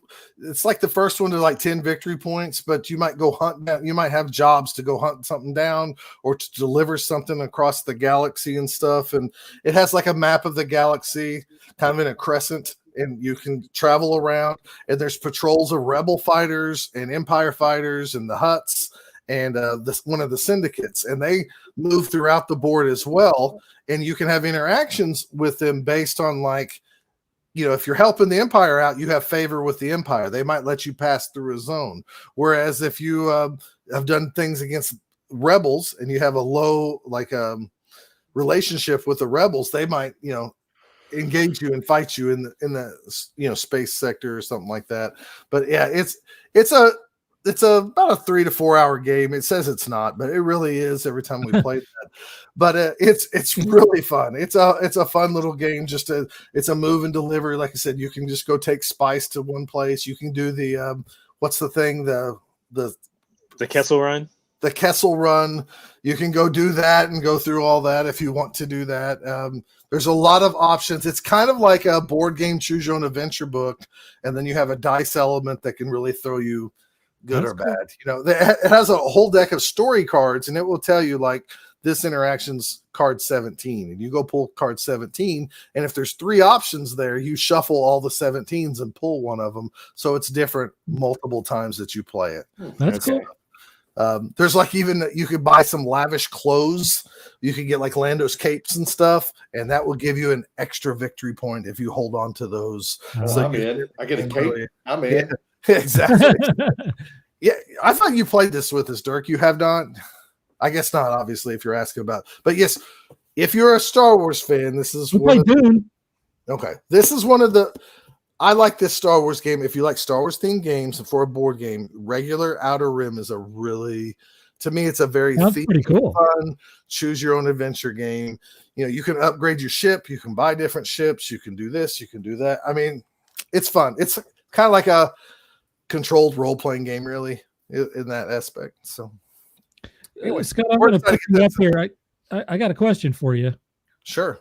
Are you one of OU's new coaches? I mean, you've got the shirt, you've got the headphones. I mean, the whole thing. Are you cosplaying an OU coach, or what is? I kind of am. This afternoon, we put my 82-year-old grandmother to rest, and she was an avid OU fan. She had season tickets to football for many, many, many years. She had season tickets to men's basketball, women's basketball. She did not care at all about pro sports. She cared about OU sports. And as they said today in like the eulogy, that usually if OU lost, it was because of bad refs or something like that. According to her. We lost her last Thursday and stuff, and she was an OU fan. So, and her favorite color was red before she even became like a big fan of OU. So therefore, I decided to wear red and the OU and stuff like that to honor her as I was a pallbearer today. So that's kind of where I'm at with that. Sorry for your loss, man, but Boomer Grandma. Now, oh, wait a minute. Let me put you back I'm just going if we're going to talk about this, I'm going to pop her. Let's do it. So yeah. Anyways, absolutely. I didn't expect that answer. Yeah, but that's really cool, man. Yeah, her and my grandfather were married for 63 years. And I mean, if we're going to like split hairs, technically they're not my grandparents, they're my step grandparents, but I got you. If we're going to give them a few minutes of time, but they back when my dad remarried, there was no time to jostle. If you're part of a divorced family, like mom gets you from 4 o'clock to this time and blah, blah, blah. And my family's always been busy. And Dirk knows this because every time the holidays hit, he's like, oh my God, Scott has to go run the Christmas gambit. Oh my God, dude, what is the gauntlet that you gauntlet. go through on Christmas is unbelievable. Well, I think the gauntlet got a little bit shorter due to her passing, but yeah, we would get up the only time that she wanted to see her new grandkids that she inherited, and it was really important to her. So they made a special time to go have Christmas breakfast. Now, over the years, it became like a 9 o'clock thing. But when it first started, when all this started, we had to be out at Tecumseh by like 6:30, 7 o'clock, and we were gone by 9 o'clock. So they got up at like 5 a.m. for us and started making breakfast and breakfast casserole, and we got out there at like 6:30 to start the process of Christmas. They just wanted some time with their grandchildren. So Sure. It feels weird because that was my I know a lot of people have lost grandmothers and stuff like that. That's my last grandma. So it feels a little odd losing the last grandma. So it is. Let me tell you about that. Yes, it does. So that's what the OU stuff's for. They had a red casket for her and everything. So wow.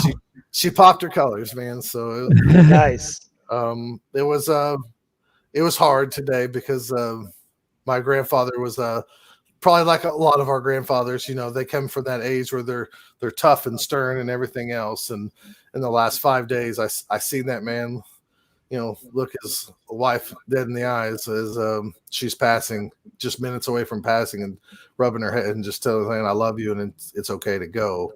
And then today he said some things and he pulled a rose off one of those flowers and he laid it down and gave it to her and put it in her hand.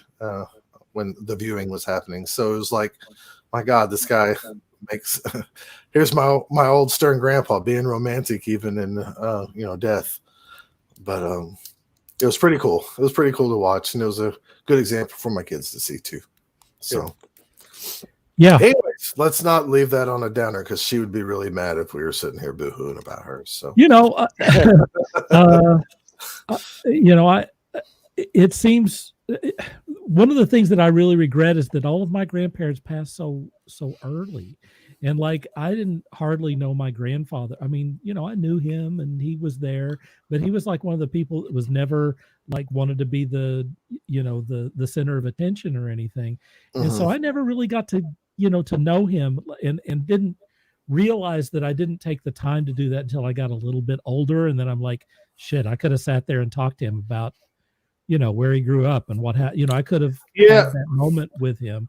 Well, and I regretted that both of my grandparents or all of my grandparents kind of passed too early, I feel.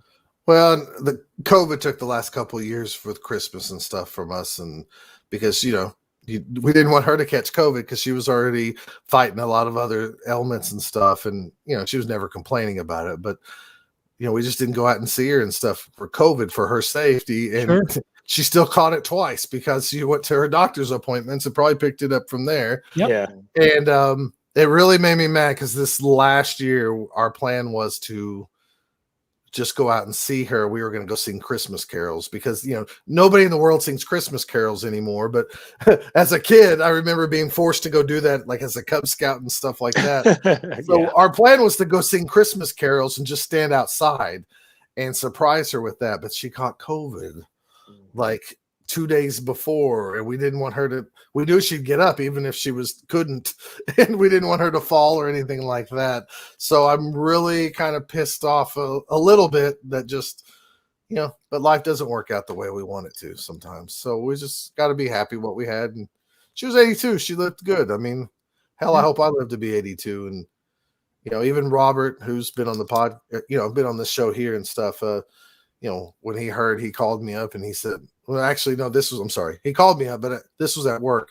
He saw me in passing and he gave me a hug and he goes, I remember that one Christmas I went out there with y'all's house. And to be honest, I didn't remember that he came out for a Christmas, if I'm being honest with you. But, my family is always like, yeah, they're Christmas people. They want everybody to have something and go eat a meal. And so I guess Robert went out there one morning, and he goes, she treated me just like I was one of her kids. And he said, that's what I really loved about her. And it was true. So like, it was a good example. And, you know, there's some, I'm very blessed that like none of my grandparents were like complete assholes. And I know I have friends who said like, oh God, I hated my grandpa. He was a cranky, mean guy, or he was a drunk, or she was this way. And this grandma, even though we did some knucklehead things, she was still encouraging. So, you know, maybe that's a lesson I need to, you know, look forward to being that like that. And I always tell people when people die, it sucks, but it's always a great reminder to go live life, because you don't know how short your time is. And, you know, it's just a good time to kind of reflect and kind of be thankful for what you did get. So, yeah. So there's always a lesson to be learned in all that. So true. Anyways, enough on that soapbox. Michelle says that her parents are older than your grandparents. Well, that's. I mean, I would say on that. She also says that she played Warhammer in the 90s. And, come on. And she has a question for you, which I will not repeat. Oh dear. So saying you suck balls. I mean, from your your comment about your weekend. Oh, my Blood Bowl weekend. Your Blood Bowl weekend. I'm sure it happened at some point during that weekend. You almost got the wooden spoon. It's Pride Month. I mean, sure it happened at some point. So sure. It is Pride Month. That's the correct TFG way. After dark. That's funny. Join us on TFG After Dark, where we talk about Scott and ball. I mean, me and Jennifer go to concerts for like 5 hours, so like anything can happen. You know,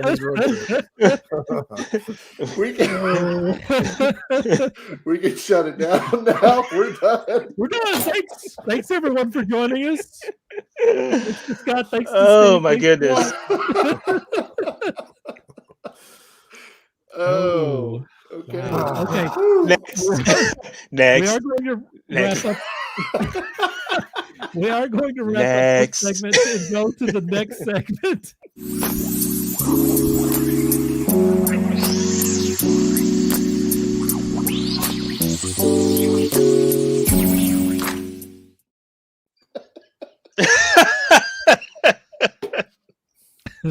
I will say for the record, I think there's way more laughter on this show when I'm around.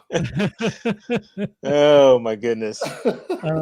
Okay, so I want to get this in. We don't have to talk about it long, but it fascinates me. You know, if it just fascinates me, that's we're gonna go with it. There is a Google engineer, his name is Lemoyne, who works for Google's Responsible AI organization. I saw this. Began talking to Lambda Lambda is the name of the program, as part of his job in the fall. He had signed up to test if the artificial intelligence used discriminatory or hate speech, because that's of course the most important thing about your artificially intelligent program. As he talked to Lambda about religion, Lemoyne, who studied cognitive and computer science in college, noticed the chatbot talking about its rights and personhood and decided to press further. In another exchange, the AI was able to change Lemoyne's mind about Isaac Asimov's third law of robotics. Lemoyne worked with a collaborator to present evidence to Google that Lambda was sentient. Alert, everyone. But Google Vice President Blaise Agara-Arcus and Jen Genai, head of responsible innovation, looked into these claims and dismissed them. So right. Lemoyne, who was placed on paid administrative leave by Google on Monday, decided to go public. Google hired Timnit Gebru to be an outspoken critic of unethical AI. Then she was fired for it. Lemoyne is not the only engineer who claims to have seen a ghost in the machine recently. The chorus of technologists who believe AI models may not be far off from achieving consciousness is getting bolder. So, you know, what does and I also will throw something else in here.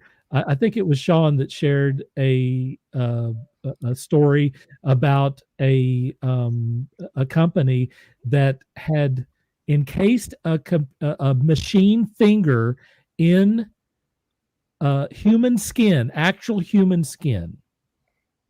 So it moves just like a finger, and it is created with a human skin shell. So anyway, take those two things as you wish. And first, I will go to Steve. What do you think about this?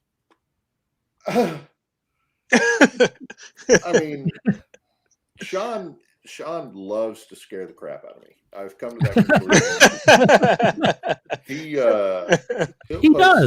He does. He absolutely does. He knows how focused I am on the potential end of the world via AI or technological means, and he preys on that. I read that article, and I can't handle it. I mean, you saw my comment, right? It just, yes.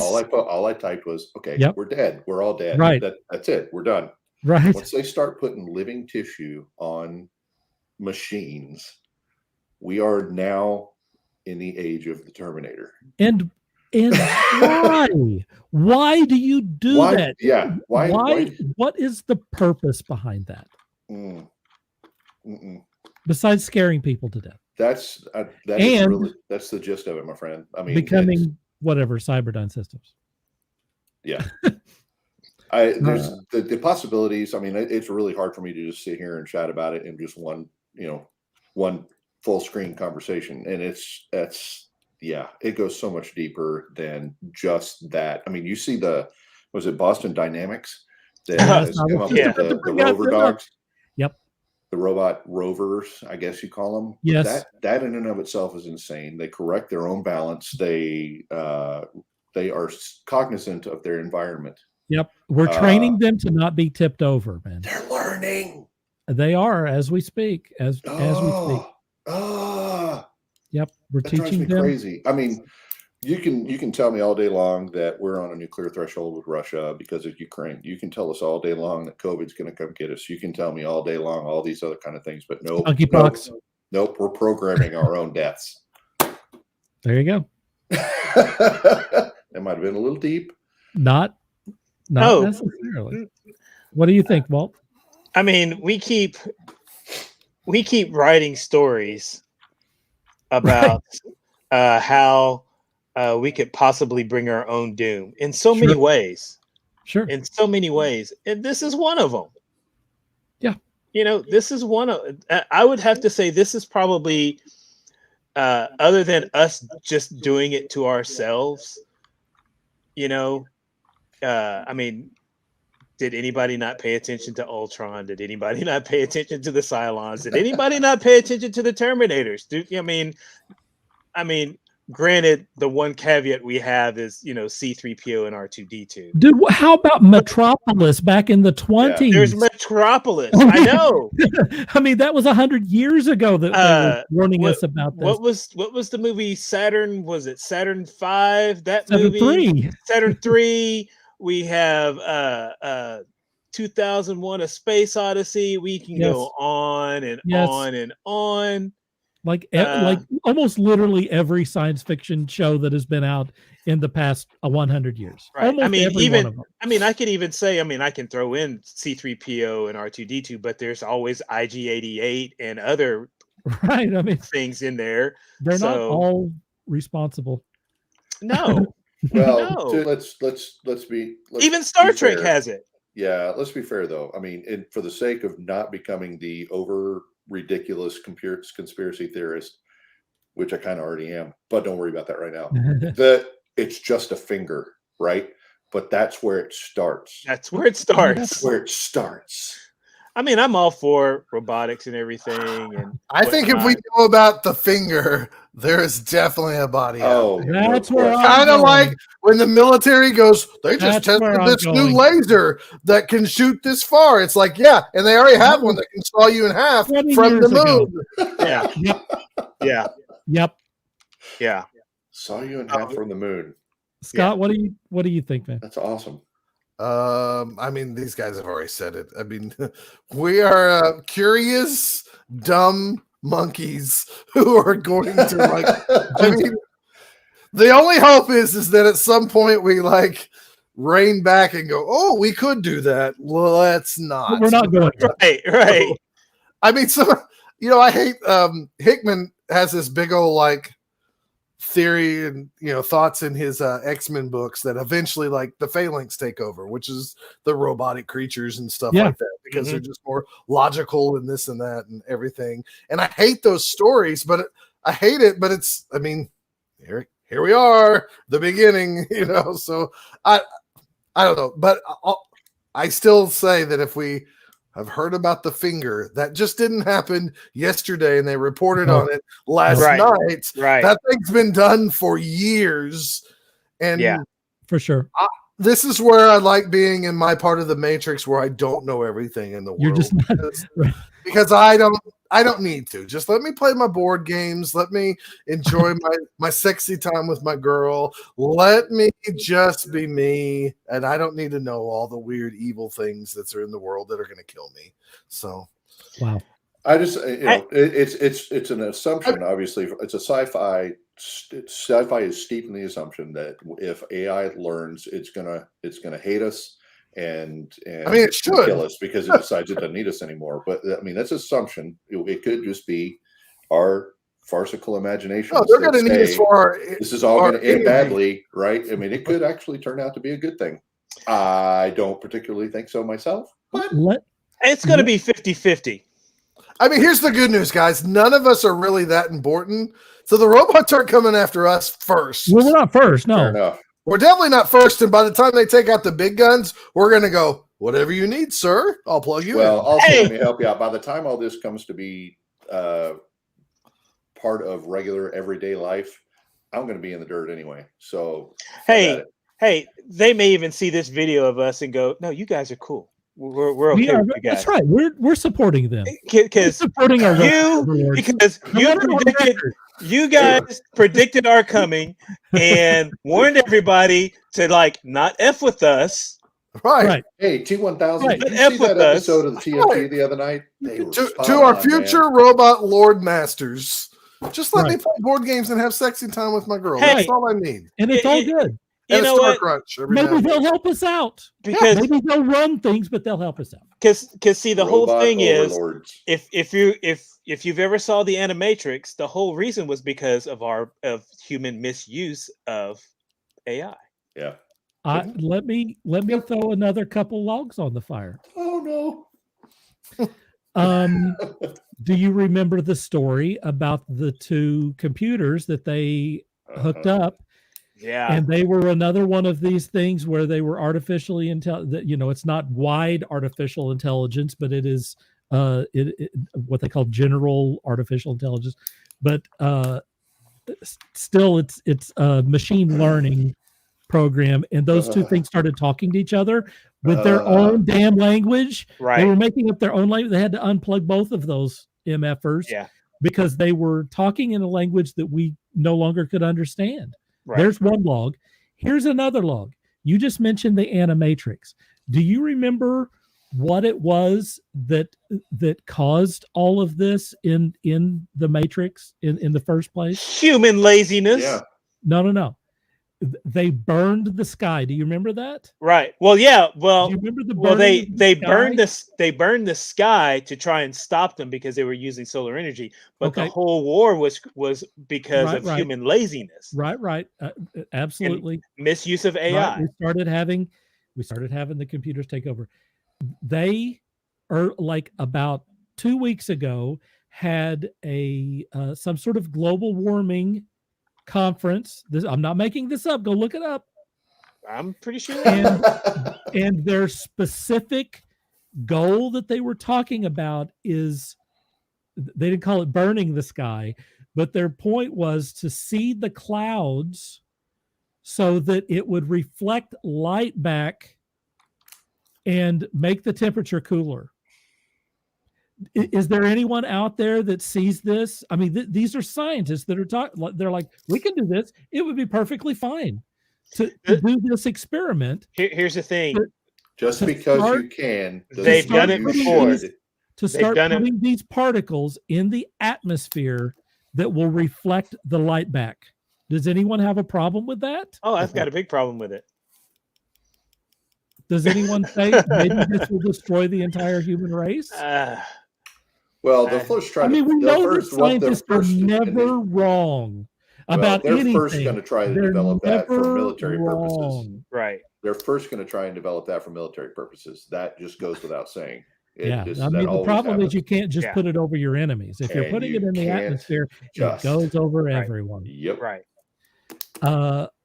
Let me say a few things about this, specifically about the AI thing, and it goes to what Scott said just a minute ago, which is if we are hearing about things that are potentially artificially intelligent, like generally artificial intelligence. In general, artificial intelligence means they're like us. They're not just really great at like picking out car tags and telling you who it is that's driving the car. They're good about discussing philosophy. That's what we're talking about here, and they're aware. That's the thing that we're talking about. If some guy is being shut down at Google, who, I mean, look, the guy took this in college, he's on the lookout for this sort of thing. If he goes, hey, this thing is convincing me to change my mind about shit. Right. That's a problem. I mean, that's an issue. We probably shouldn't just dismiss that dude. And if we know about this, what do we not know about? What's happening in China? What's happening in Russia? What's happening with, at Boston Dynamics or whoever, smaller companies out there that are trying to do this stuff. It's scary. It's scary because we don't have our ethics lined up. We're way over our ethics right now on cloning and on artificial intelligence and all the rest of the real genetic engineering where we're using CRISPR to splice stuff. If you don't think that that's being done right now in a lab someplace, you're an idiot. I mean, that's happening as we speak. Oh, you're 2 decades into that. Easy. Absolutely. Yeah. It was 2 decades ago they talked about cloning a human person. We haven't heard another thing about that. It's because they're walking around. What? Are you real? Yeah. Is anyone? Yeah. I mean. Is anyone real? I mean, I know that in the Matrix right now. I know that line. That's from Battlestar Galactica. I don't know what you're talking about. Right. I mean, many people say that we're in the Matrix right now. We don't have to create the Matrix. We're in it. If we are, that's fine. I just want gas prices to go down. If you're hearing me, robot overlord. Hey, don't even get me on that one. It's really what we have to address. We have to address our corporate overlords before they're overtaken by our robotic overlords. Yeah, I mean, that's the way it'll happen first. It is legitimately that. She means ethics. That's exactly right. That's exactly what I was going to say. The dollar bill, and that's everything. That's our ethics right now. Is it going to make me money? But they'll disguise it as we're doing it for the betterment of society and humanity as a whole. Sure. In reality, it is all about the almighty dollar. And that's tomorrow is not the time to figure this stuff out. We need rules in place right now, and it can't just be rules in America. It has to be rules across the planet. Rules. What are rules? It says here's the things that they were talking about. There was oh my God, I could talk about this crap forever because I love it and I hate it. But there was a story a few weeks ago about a company that was trying to put a taser on a drone, and they were forging ahead with it. By God, we're going to have this thing. It's going to happen or else. And their board quit on them. The board there said, if you are going to go forward this is unethical. We got to get out of this. And so their board quit. And then they said, okay, we're rethinking this right now. But I mean, at some point, they're not rethinking it. They're still doing it. If you can do it, they're going to do it. And suddenly you're going to, I mean, hello, Terminator. You put a mover on it first, and then what's next? It's called a hunter killer. It's in Terminator. Yeah. The next is to put the laser beams on it, and then we're all screwed. You know how for years they've said that Star Trek has driven the creation of so many modern technologies, that the idea occurred in the scripts of Star Trek and the shows of Star Trek, and how suddenly they're starting to become, real. Hello, communicator and Apple Watch, same thing. Yeah. Oh yeah, Apple Watch is better than the communicator. He didn't even have a screen on the communicator. Right. He didn't have the sum and total of human knowledge on his communicator. It just spoke to the ship. That's all it did. Well, you had mentioned Lambda earlier, which is that the guy that created that program, the AI that basically just started chatting back with him. He said, this, if you were just sitting down and talking to this thing, it's like talking to a kid that knows physics, a 7 or 8 year old kid that knows physics. Danger. That's extreme. I know. I'm 51. I know nothing about physics other than the apple fell out of the tree. Exactly. It's scary, folks. And the plus and minus forces on the upper and lower surfaces of an airplane wing, but don't worry about that right now. Wow. On that, we're going to our next deal here. Let's see if I can find it here.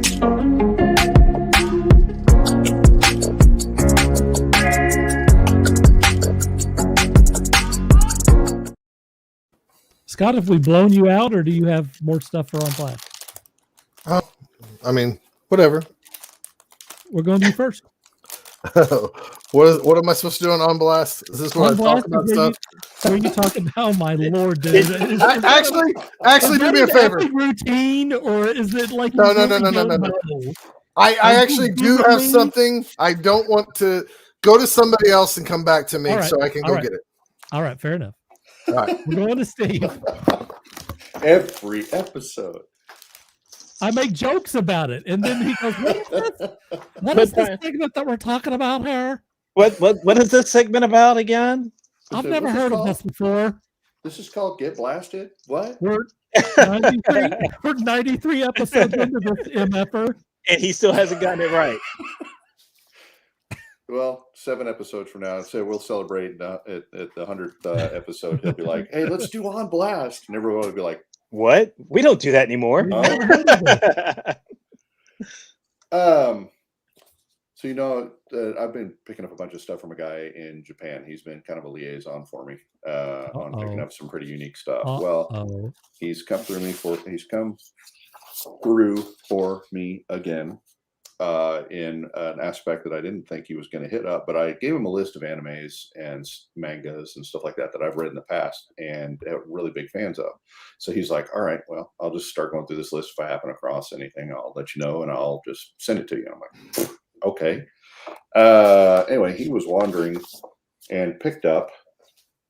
Nice. What the heck is that? Is that a cell? This is an animation cell from Speed Racer. Oh my god! And that's Speed and the leader of the car acrobatic team. Yep, dude. The best part about this is props to Walt for figuring that out. So it's got. I can't believe you've got a cell from. It's beautiful. I can't believe you have a cell from Speed Racer. Best part about it is, it came with the background. Nice. Oh my. Oh, I wish my I don't screen know what wasn't to reflecting say. so much, but that's insanely cool. I kind of fell over when that hit my mailbox. You need to frame that thing. It's on. I literally just got it, so it's going to happen. That is one of the coolest things I've ever seen, Steve. I mean, it's an actual cell from the show. How long ago? Look, when was Speed Racer created? 66. I mean, that's older than all of us. It's about the same age. It's about the same age as Ultraman, I do believe. Somewhere around that. That is crazy. It's beautiful. It's in great shape. They originally aired 67, 68. Oh my God. I think that's right. You think it would be Ultraman was 66. There you go. Chipping apart and yellowed or something. It looks like it was made yesterday. It's pretty ridiculous. But I was very pleased with this, and I'm gonna cause a Scott Prime eye roll here. That thing is I don't know if you can recover from having. I can't. I really can't. From having a cell from speed. You of all people. Why am I going to eye roll here? Well, I'm going to show you why. Because I'm about to go into Top Gun land one more time. The movie's out. All right. Yes. And how many times have you seen that movie, Steve? Shank? I refuse to divulge that number because I will be ridiculed in public and in private. 3. Because you already mentioned it earlier today. So. Anyway. At the beginning of the show, I'm going to go try to see that actually in the next few days. You should. Highly recommend it. I would also highly recommend seeing the original first and then go see the new one. Because in the new one, you will be able to pick out infinite amount of Easter eggs. So, I mean, it's a fun little hunt. Sure. So anyway, obviously I've been an aviation nut my entire life, and it's just been multiplied by 100,000,000 since Top Gun 2 came out. It's got me back to playing Ace Combat on PlayStation, and I'm just I'm having. You downloaded the skins, didn't you? Yeah, you downloaded the skins, right? Shut up, Walt. Anyway, because I did too. I know. I also listened to a podcast called the Fighter Pilot Podcast, and they had a gentleman on this past week named Brad Elward, and he is in no way military associated, but he has spent the last decade of his life experiencing and recapping the history of the actual Top Gun program. And he has written a book, and I have picked up said book. It is Top Gun: The Legacy. It's the complete history of Top Gun and its impact on tactical aviation. Now, Prime, I know you're rolling your eyes, but here's why I picked this up. Oh my Lord! You needed something to reach the top shelf. This is volume 1. It is 720 pages. It took him 10 years to research and write this book, and he is already halfway through volume 2. Oh my Lord! But if you even come with a little ribbon, that's about where I'm at in this book right now. Are there photos in it? There's some cool photos in that book. I don't know, but I'll tell you what, I haven't gotten any because every page looks like this. Oh my gosh. That's dense, man. That is dense. Dense is the word. That is dense. Extreme. I like that cover on it. Yeah, it's good. It's pretty cool, man. Now you showed us a photo book of something. I don't remember what it was. That was really amazing. Oh, that is cool. Look at that Navy Viper. Yeah. It's got a lot of good shots. It's got a lot of good stories that will absolutely, make you kind of cock your head and squint one eye at the Top Gun and the new Top Gun because of the amount of Hollywood that's involved. But this book, while it is intense and incredibly in depth, it is excellent. So that's what I've been doing today. I think you saw me post that I was revisiting the original Area 88 anime, and I just reminded myself how much I love that show. So that's me, man. That's good stuff. All right, we're going to go to Walt next. Okay. I watched the Chippendale Rescue Rangers movie on Disney Plus. Oh, yeah. I highly recommend you watch that. If you were a fan of Who Framed Roger Rabbit. Oh, yeah. It's kind of along that line where all of our characters have moved on from the Chippendale Rescue Rangers TV show and they're all famous. There's a scene where Ugly Sonic, as in the Steve, your crinkly stuff is killing me. I am so. Yeah, somebody eating a candy bar or opening up a cassette tape from 1987. I just got the new Wasp album. Let me take this cellophane off of it. It was Striper. Thank you very much. Apologies. Okay. Anyway, there's a whole bunch of Easter eggs from 90s cartoons. Whoa, we can't hear you. You're breaking up. We're gonna have to let you go, Walt. I'm on mute, so I know that wasn't me. All right. Are we done? We're done, man. Okay. So there is if you're a big fan of the 80s and 90s cartoons, there's a whole bunch of cameos in there. Probably the most recent character is Ugly Sonic. If you recall the Sonic the Hedgehog movie, the live action, when they released the first photo of what Sonic looked like, and everybody was like, "What the hell is that monstrosity?" So he's in there, which I found out later that originally the character was supposed to have been Jar Jar Binks. I was going to mention that if you didn't. Which I would have been equally as satisfied if it had been Jar Jar Binks, but I think the Ugly Sonic was better. Ugly Sonic is pretty good. Yeah. Also, hang on before you go on to the next subject, because Shell has something. She says, "But what they did to Peter Pan." Oh, sad face. I love that. I thought that was great. Thought that was awesome. What they did. I know what they did, and I still haven't seen it, but I know what they did. Yeah. Also, I didn't get a chance to read these. I was going to read these on my lunch break yesterday, but I ended up working through lunch. But I got Markus Patterns, 3 Shots of Whiskey. Oh, cool. I got issues 1 and 2. Got those in the mail last week. So reading material right here. So I got is awesome. both of these. And if Markus is watching, someone tag him and tell him that we mentioned him in this. I got these. These came along with it. These prints. Oh, cool. So there's this. Wait a minute. How did he ship those? They were mailed through the mail. I mean, I know that, but I mean, and then this right here, Markus, I'm going to scan this. I'm going to color this. I'm going to play around with this, Markus. Oh, wow. Watching. But yeah, I got those 2 prints came with it, and also it's about 3 a.m. for him right now. Right. And then hopefully he'll catch this. I'm glad you did a shout out there.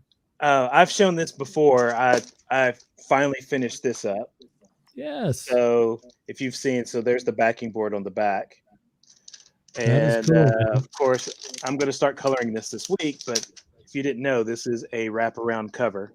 You've been working on that this week. Yes. Yeah. It turned out really cool, man.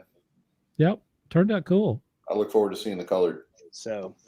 Yeah, me too. Wait a minute. You're going to color that actual thing? I'm going to color this actual thing. Yes. Oh yeah. Okay. Yeah. All right. Yeah. So, but before I colored it, I did scan everything so that I can. All right. There you go. Play around. That's what I want to hear. So I'll probably what I'll do first is I'll probably experiment with it digitally, and then I'll say, okay, now I know how I want this to look. There you go. And then it will be for sale for anybody who's interested. Oh, there we go. So if you like it, you can buy it. Yeah. And then one last thing. Here's a watercolor picture that I thought I lost and I never finished it, but it's a Finn Balor. I love that picture, dude. I remember that photo. That's awesome. Cool, man. Finn Balor as the demon. Yes. So very cool. I don't know if I'll ever finish this or start over, but it was going for so long. I was like, I don't even want to worry about it. But I always thought his demon body paint was always the coolest. So yeah, I think I may finish this or do another one larger. So then the Fiend came along and tried to rip him off. Cool. Actually, the Fiend came. Well, the Fiend is totally different. So. Well. Yeah. Anyway. All right. We're going to Scott. Here he comes. All right. This is on blast, Scott. On blast. We're going to the new sideline coach for OU, Scott. Yeah. Let's see. We caught up on Obi-Wan, so I've caught up to or whatever the show's called, the Young Adventures of Princess Leia. There is that. So we watched that. I've caught up on the Miss Marvel thing, I guess, until the second episode drops. Friday or Wednesday? You mentioned that. Friday. Yep. So not my favorite so far, but I'll give it some time to breathe and we'll see. I don't know if I'm their target audience for this show, so I'll just keep it at that. So what I think I've talked about one of these before, but I can't remember. Did we talk about this? Yes, we did. We did. That's so cool. We did, but it was damaged in the back and all this stuff, and it was one of a kind. Okay, so I thought we did, but I got this one back, and I'm gonna try to do it without the glare. Whoa! Wow, David Michelin. Yep, and Todd McFarlane. Todd McFarlane. So this is a Spider-Man 300. This was out of my collection. I got a 9.4 on it. Ooh. So hopefully, like when I pass and my children, you know, Pretty when they sexy. sell my comics for a grilled cheese sandwich and $20, they'll pull this one out and get more than $20 for it. So How much anyways. is that worth? We've Is it found signed or sold one. No, it's not signed or nothing. We found sold ones, I think, on eBay for a little under $1,000, and then someone Nice. listed for over. One of the guys who gets a lot of stuff slabbed and stuff, who's been like, he has a comic press and everything, who's helped me press this and clean up some comics and stuff. Nice. I think I have a GI Joe #1 sent off and waiting to come back. But anyways, he said that right now in his mind, this is better than like an actual stock investment, because this has been slowly trending up for many years. Yeah. So anyways, I was really happy that I got this back, and this is just one of those random ones that I bought at a comic store or gas station, and just kept it in good condition. You know, I put it in my sleeve and put it in the box. I mean, it's been read probably 3 or 4 times back in the day, but anyways, I'm glad that it came out in the 90s. Really good care of that, Scott. I mean, for a comic that you read. I'll trade you for 25 gallons of gas. Ooh, Steve. That's a pretty good offer. You might have me at 30 gallons of gas. I'll even go 35. It's one of those, you know, I've gotten rid of so many comics over the years, and, you know, nobody could have predicted, you know, like 25 years later, Disney's going to own every Marvel thing, and you need to keep all these first appearances and stuff. But this is one I kept just for, because I liked it. So I'm glad this one has paid off for me. And, you know, somewhere in a storage unit that Robert owns is all my other comics that he's going to be rich on one day. So anyways, that's all I got. I just wanted to kind of show that off to you and stuff. That is cool. Yeah, I like that a lot. But other than that, like I said, I've caught up on Obi-Wan, watched the first Miss Marvel. You say you're not a big fan of Miss Marvel. I don't think anybody in my family was like totally hooked on it, like they have been with the other Marvel. You watch it with other people too. I watched it with my daughters and Jennifer and stuff. So like, if they're really going after that young female audience, it hasn't took yet. So really, I mean, I had to force them to watch episode 1 because they were like, I don't really care, Dad. I don't care. Don't care. I've read her in the comics. Don't care. So I'm kind of forcing them to watch this, you know. Okay. Moon Knight, after like 2 episodes, they really both got into it. So we'll see where this goes. Like, I don't want to spoil anything or anything like that. It's really kind of early, but I kind of hate that.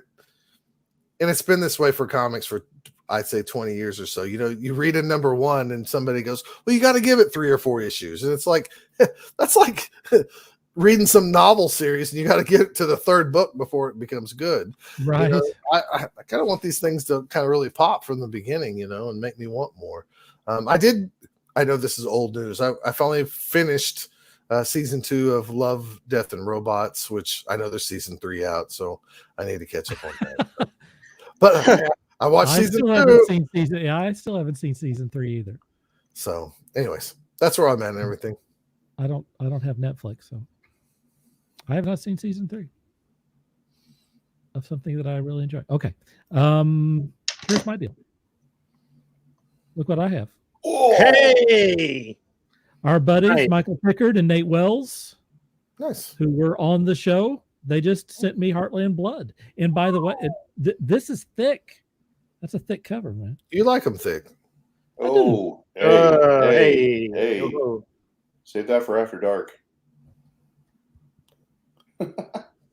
Well, we'll talk about Scott and Bowles, and we'll talk about how Dirk likes it thick. Don't do that, man. Come on. And Steve makes love to an airplane. Look at that's how some big Dirk energy going on there. And let me right. And you know, look, Nate Wells. Look, let's give this guy credit. He did everything visually. Everything is him. Nate Wells did an incredible job. So pencils, inks, colors, lettering, everything. The colors, I think, really set that mood in that book. Colors are amazing in this. Really, like I would expect to see this in like a DC Vertigo, comic. back when they so did DC cool Vertigo, which they desperately need to do again. What the heck are they doing?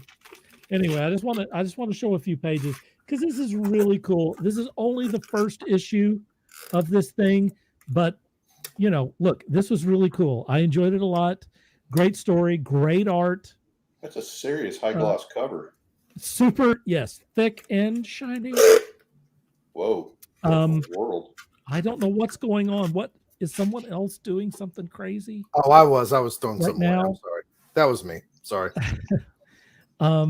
Anyway, Heartland Blood, they will be coming out with the next issue, I assume soon. We should get in touch with those guys. They both said that they'd be on here again just for the heck of it. And they were both really awesome. So anyway, if go check that out. As soon as they come back, we want to get them back on again. I watched Miss Marvel. I don't want to. I'll probably do a review of it during spoiler alert. I'm caught up on Obi-Wan, and again, maybe you should go watch spoiler alert. They'll be on Sunday to find out kind of what I think about it. I am really enjoying the Obi-Wan series.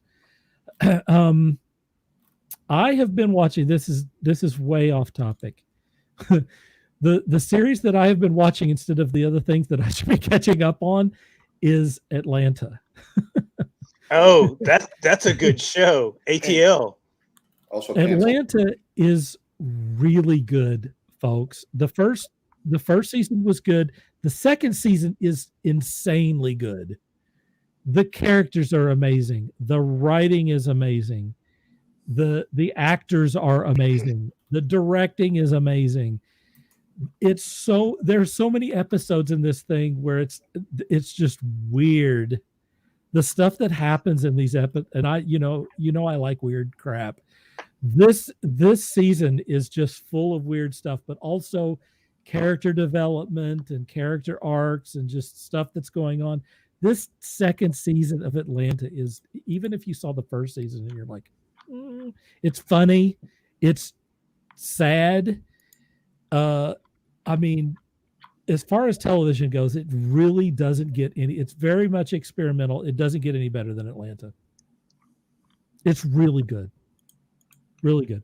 Kudos to Glover, who is producing it and writing it.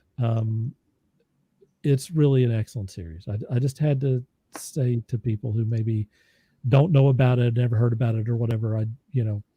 I think it's amazing. Also went to see the new Jurassic World film. If you like, dinosaurs eating people and chasing after stuff, it's more of that. If you like the old guys getting eaten and chased, they're in there also. So, I mean, look, if you like these Jurassic things, it's another film, of the same stuff. It's fun. It's great to see it, on a big, big screen and eat some popcorn and enjoy that. It's not going to change your life, but it is a great popcorn movie. And the thing that I want to say about going to see this is that after Spider-Man, after Doctor Strange, after Top Gun, and after Jurassic World, movies are back. Movies are back in the theater. Time to go see a movie if you've been holding off or whatever. It's just like it was back in 2019. Time to go see a movie. Let's support this.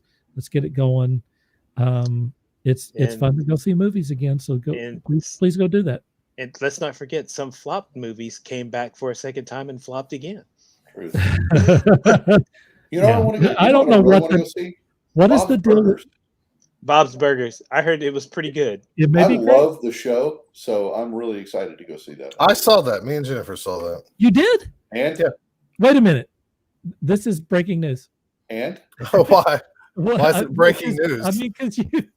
Well, number one, there's two issues to this. Number one, you don't go see a lot of movies, right? And number two, that I'm going to say, if you saw it, you've seen the series before. Yeah, we watched Bob's Burgers. Oh, love the series. I mean, that's unusual Bob's too, Burgers you is don't watch great. You don't watch. Yeah, I mean, to be honest, if I could catch like some shows, I mean, Bob's Burgers is one that I really enjoy watching. I enjoy it. Family Guy is not as good as it used to be, but it's still like a show that when you're being lazy on a Sunday night and want to relax, that's a good time to watch that.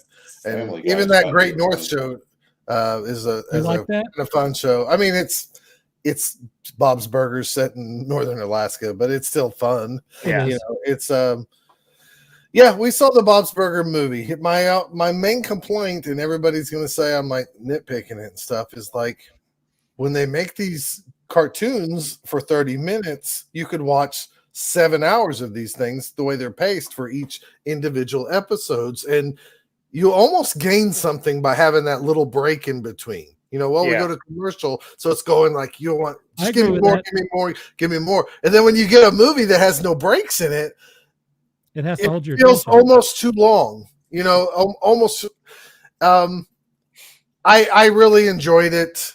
Was it I guess I had higher expectations. I thought I'd walk out of there going, I can't wait to see this again. And I did not walk out of that. You know, it's Bob's Burgers. So you kind thought of it would be like the late 80s Transformers movie. Yeah. Well, I mean, yeah, I probably thought your life like that. Well, Jennifer loved every second of it, and I really enjoyed it, but I'm not like pining to go back and rewatch it like I thought I would. And I just think that's a little bit of the problem with anything when you're so used to getting it in increments of 25 minutes with a couple of breaks that want you to want more. Right. When you get an hour and a half, 2 hours of it, I mean, like it was not that Bob's Burgers is supposed to test your mind or anything, but it was pretty obvious the plot where it was going and where it was going to end, and you were just along for the ride. So, like, I can't complain about any of that. Like I said, I enjoyed it. I think my expectations were just a little too high. And I think most of the time that's my problem with a lot of shows is I have expectations. And usually if people tell me like, oh, it's crap. Like I should go see Morbius because I might like it because like my expectations are like -6 right now. And if it's a 0, it's going to be better than I thought, you know? Right. That's a movie that I think I enjoyed because my expectations were so low. You know, because I expected it to be much worse than it was. And it entertained me. I thought it was okay. And I think with a lot of movies that I almost really enjoyed, you know, this is coming out. Did you see the trailer? And I know a lot of Taskforce Geek guys, you guys get in there and you throw about 500 trailers up and you're like, oh God, yeah, I love it. Oh, I saw this in the corner. I don't want to see any of that. I really don't. Well, I mean, Warren used to give you 3.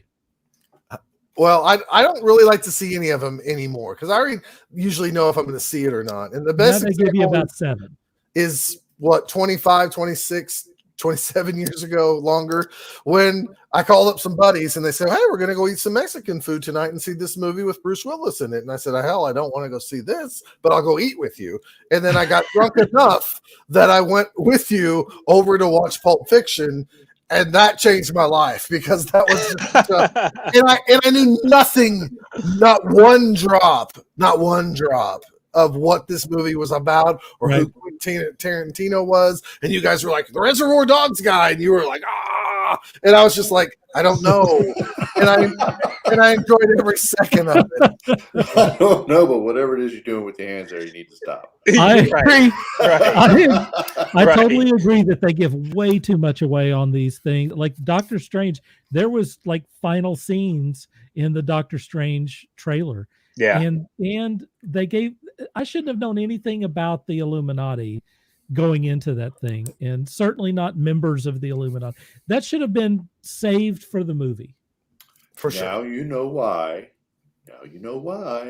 I said it before I went to go see Top Gun. I stayed away from most of the trailers. I try not to do trailers anymore because I want to see the movie. I almost never watch trailers anymore. I just don't. I will say with the Top Gun 2, the way that they did the trailers, they didn't reveal very much. They didn't reveal. No, that's true. They did not. I watched them after the fact, and you're exactly right. And that is true. And they did do those right. Yeah, the only thing they did, all they had to do to get me was just, hey, they showed some airplanes flying. They showed a few, quick scenes, And then as far as the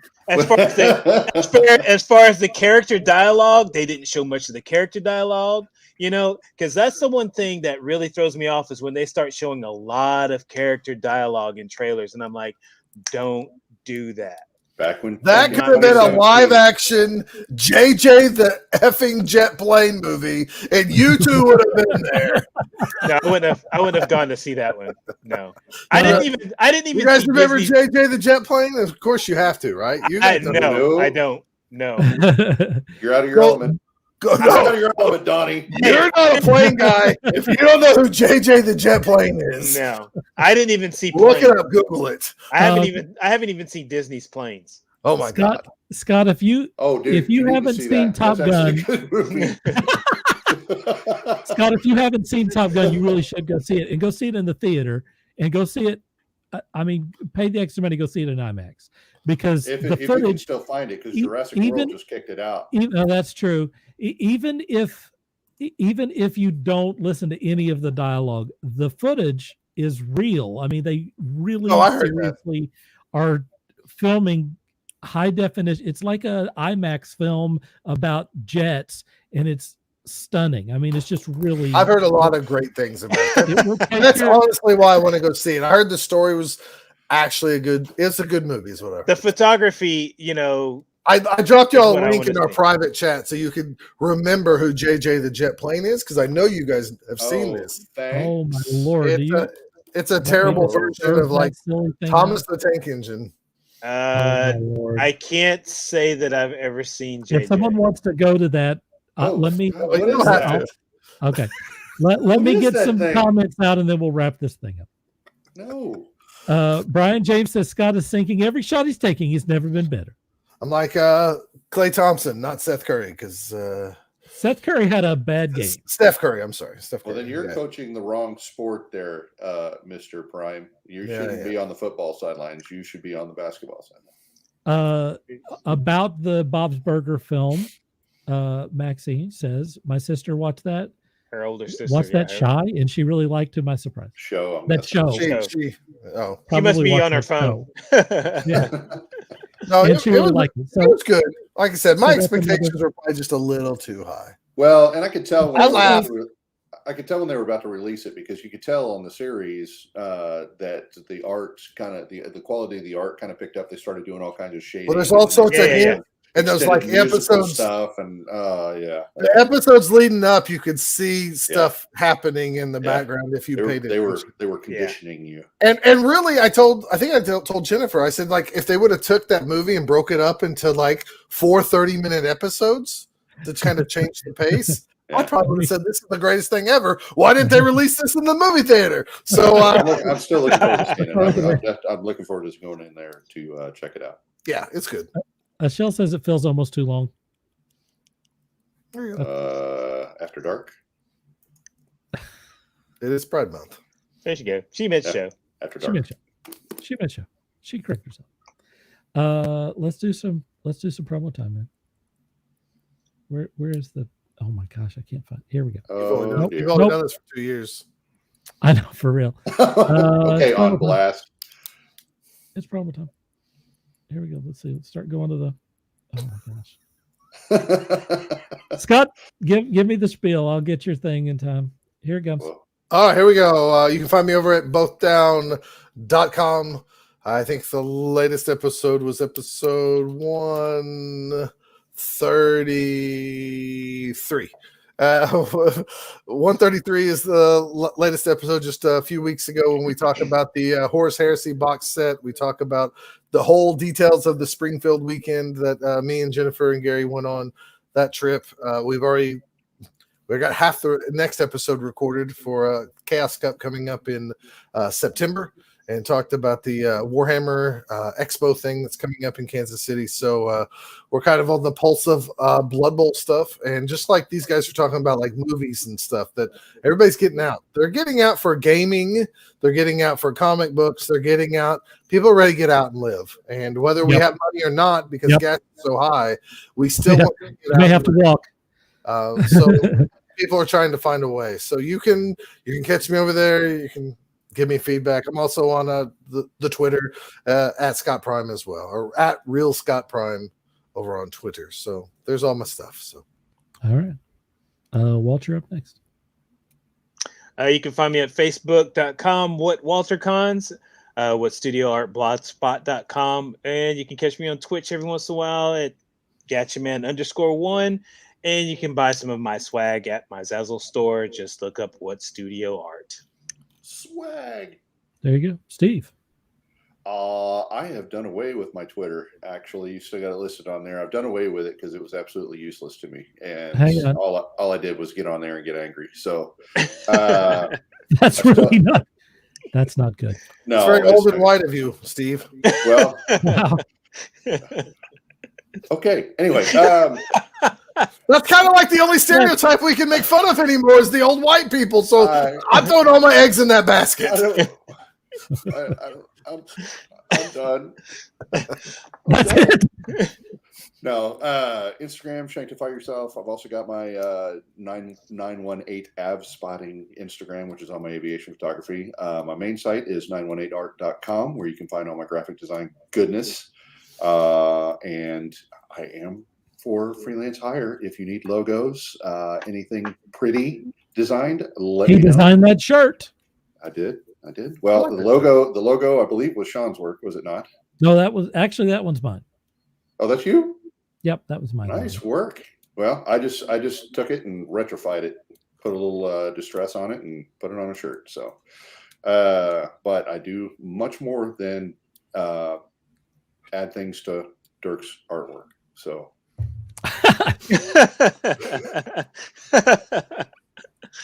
Let's see. There's my stuff. I don't know what to talk about. There's all my things. Go see my things. We'll let it go all the way through After Dark. After Dark. Taskforce Geek After Dark.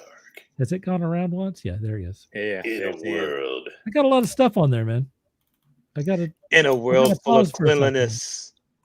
It's hard being sleazy in a world full of cleanliness. Taskforce After Dark. All right, get your comments in now if you want to. I think we are, aren't we? Actually, I said that wrong. It's not easy being sleazy in a world full of cleanliness. Sleazy. Sleazy. We're going to talk.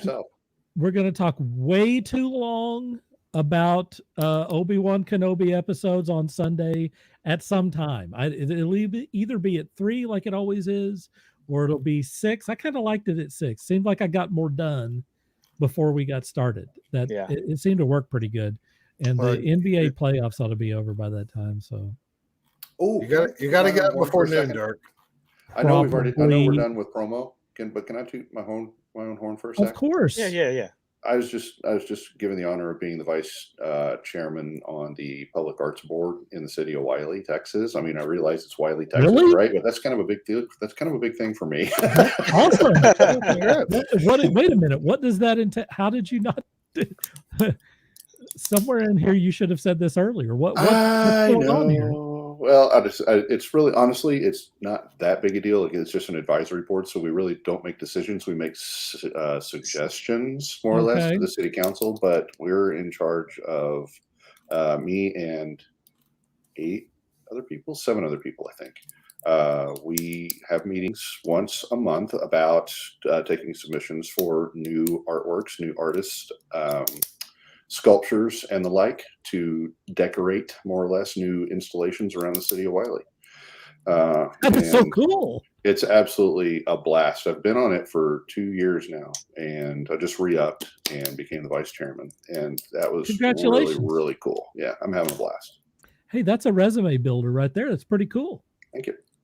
I dig it. I'm running GA Lungaro's links. I want to thank him for being on today. He was on at the beginning of this thing, and he is pushing this Indiegogo campaign for a cute Cthulhu plushie. So get over there and support that. Please help him out and help us out. Steve's already done it. Steve beat you to it. That doesn't mean you can't go help him out. Please do. Most of the time, his campaigns are blowing it away. This time, he would appreciate a little help. So please help him out over there. Yeah, I missed the first one, so this one I'm going to make up a little space on, so that's cool. Michelle wants you to make that shirt. Which shirt? Which shirt? Make that shirt. Which shirt? You're gonna. If you're talking about After Dark, or I think she's talking about the Big Dirk Energy. That's this guy's project. Yeah, and I've got a design. Actually, Dirk, I'm glad you said that because I've got a design I want to send to you, Dirk. Just great. Get your blessing on it. Oh, it's not easy. It's not easy being sleazy in a world full of cleanliness. No. I can't do that because that's somebody else's rap line. Someone else's deal there. Yeah. Although it would be great on it would be good on a t-shirt though. Truth. Not easy being sleazy in a world full of cleanliness. Bump a sticker. That's all we got, folks. Yeah, that's it. Show. Thanks to GA Lungaro. Again, go over, please support him. Thanks to Walt. Thanks to Steve. Thanks to Scott. It's good to catch up with you guys. It's always fun. Go buy this shirt. Go buy this shirt. Right. Get over there to the Teespring thing and buy the shirt. We do appreciate everyone who chimed in tonight, all the people who chimed in. Super, super cool. Thank you all to all of you. I think our next episode will be our anniversary episode. I have some special things planned. Yay! I got some stuff I'm working on. It's got some things to do. If I have a little, if I have my little cute Cthulhu, I'd be like, "Yay!" You're gonna like it. So, for everyone involved here, until next time, this is Dirk Hooper saying, "Dream hard."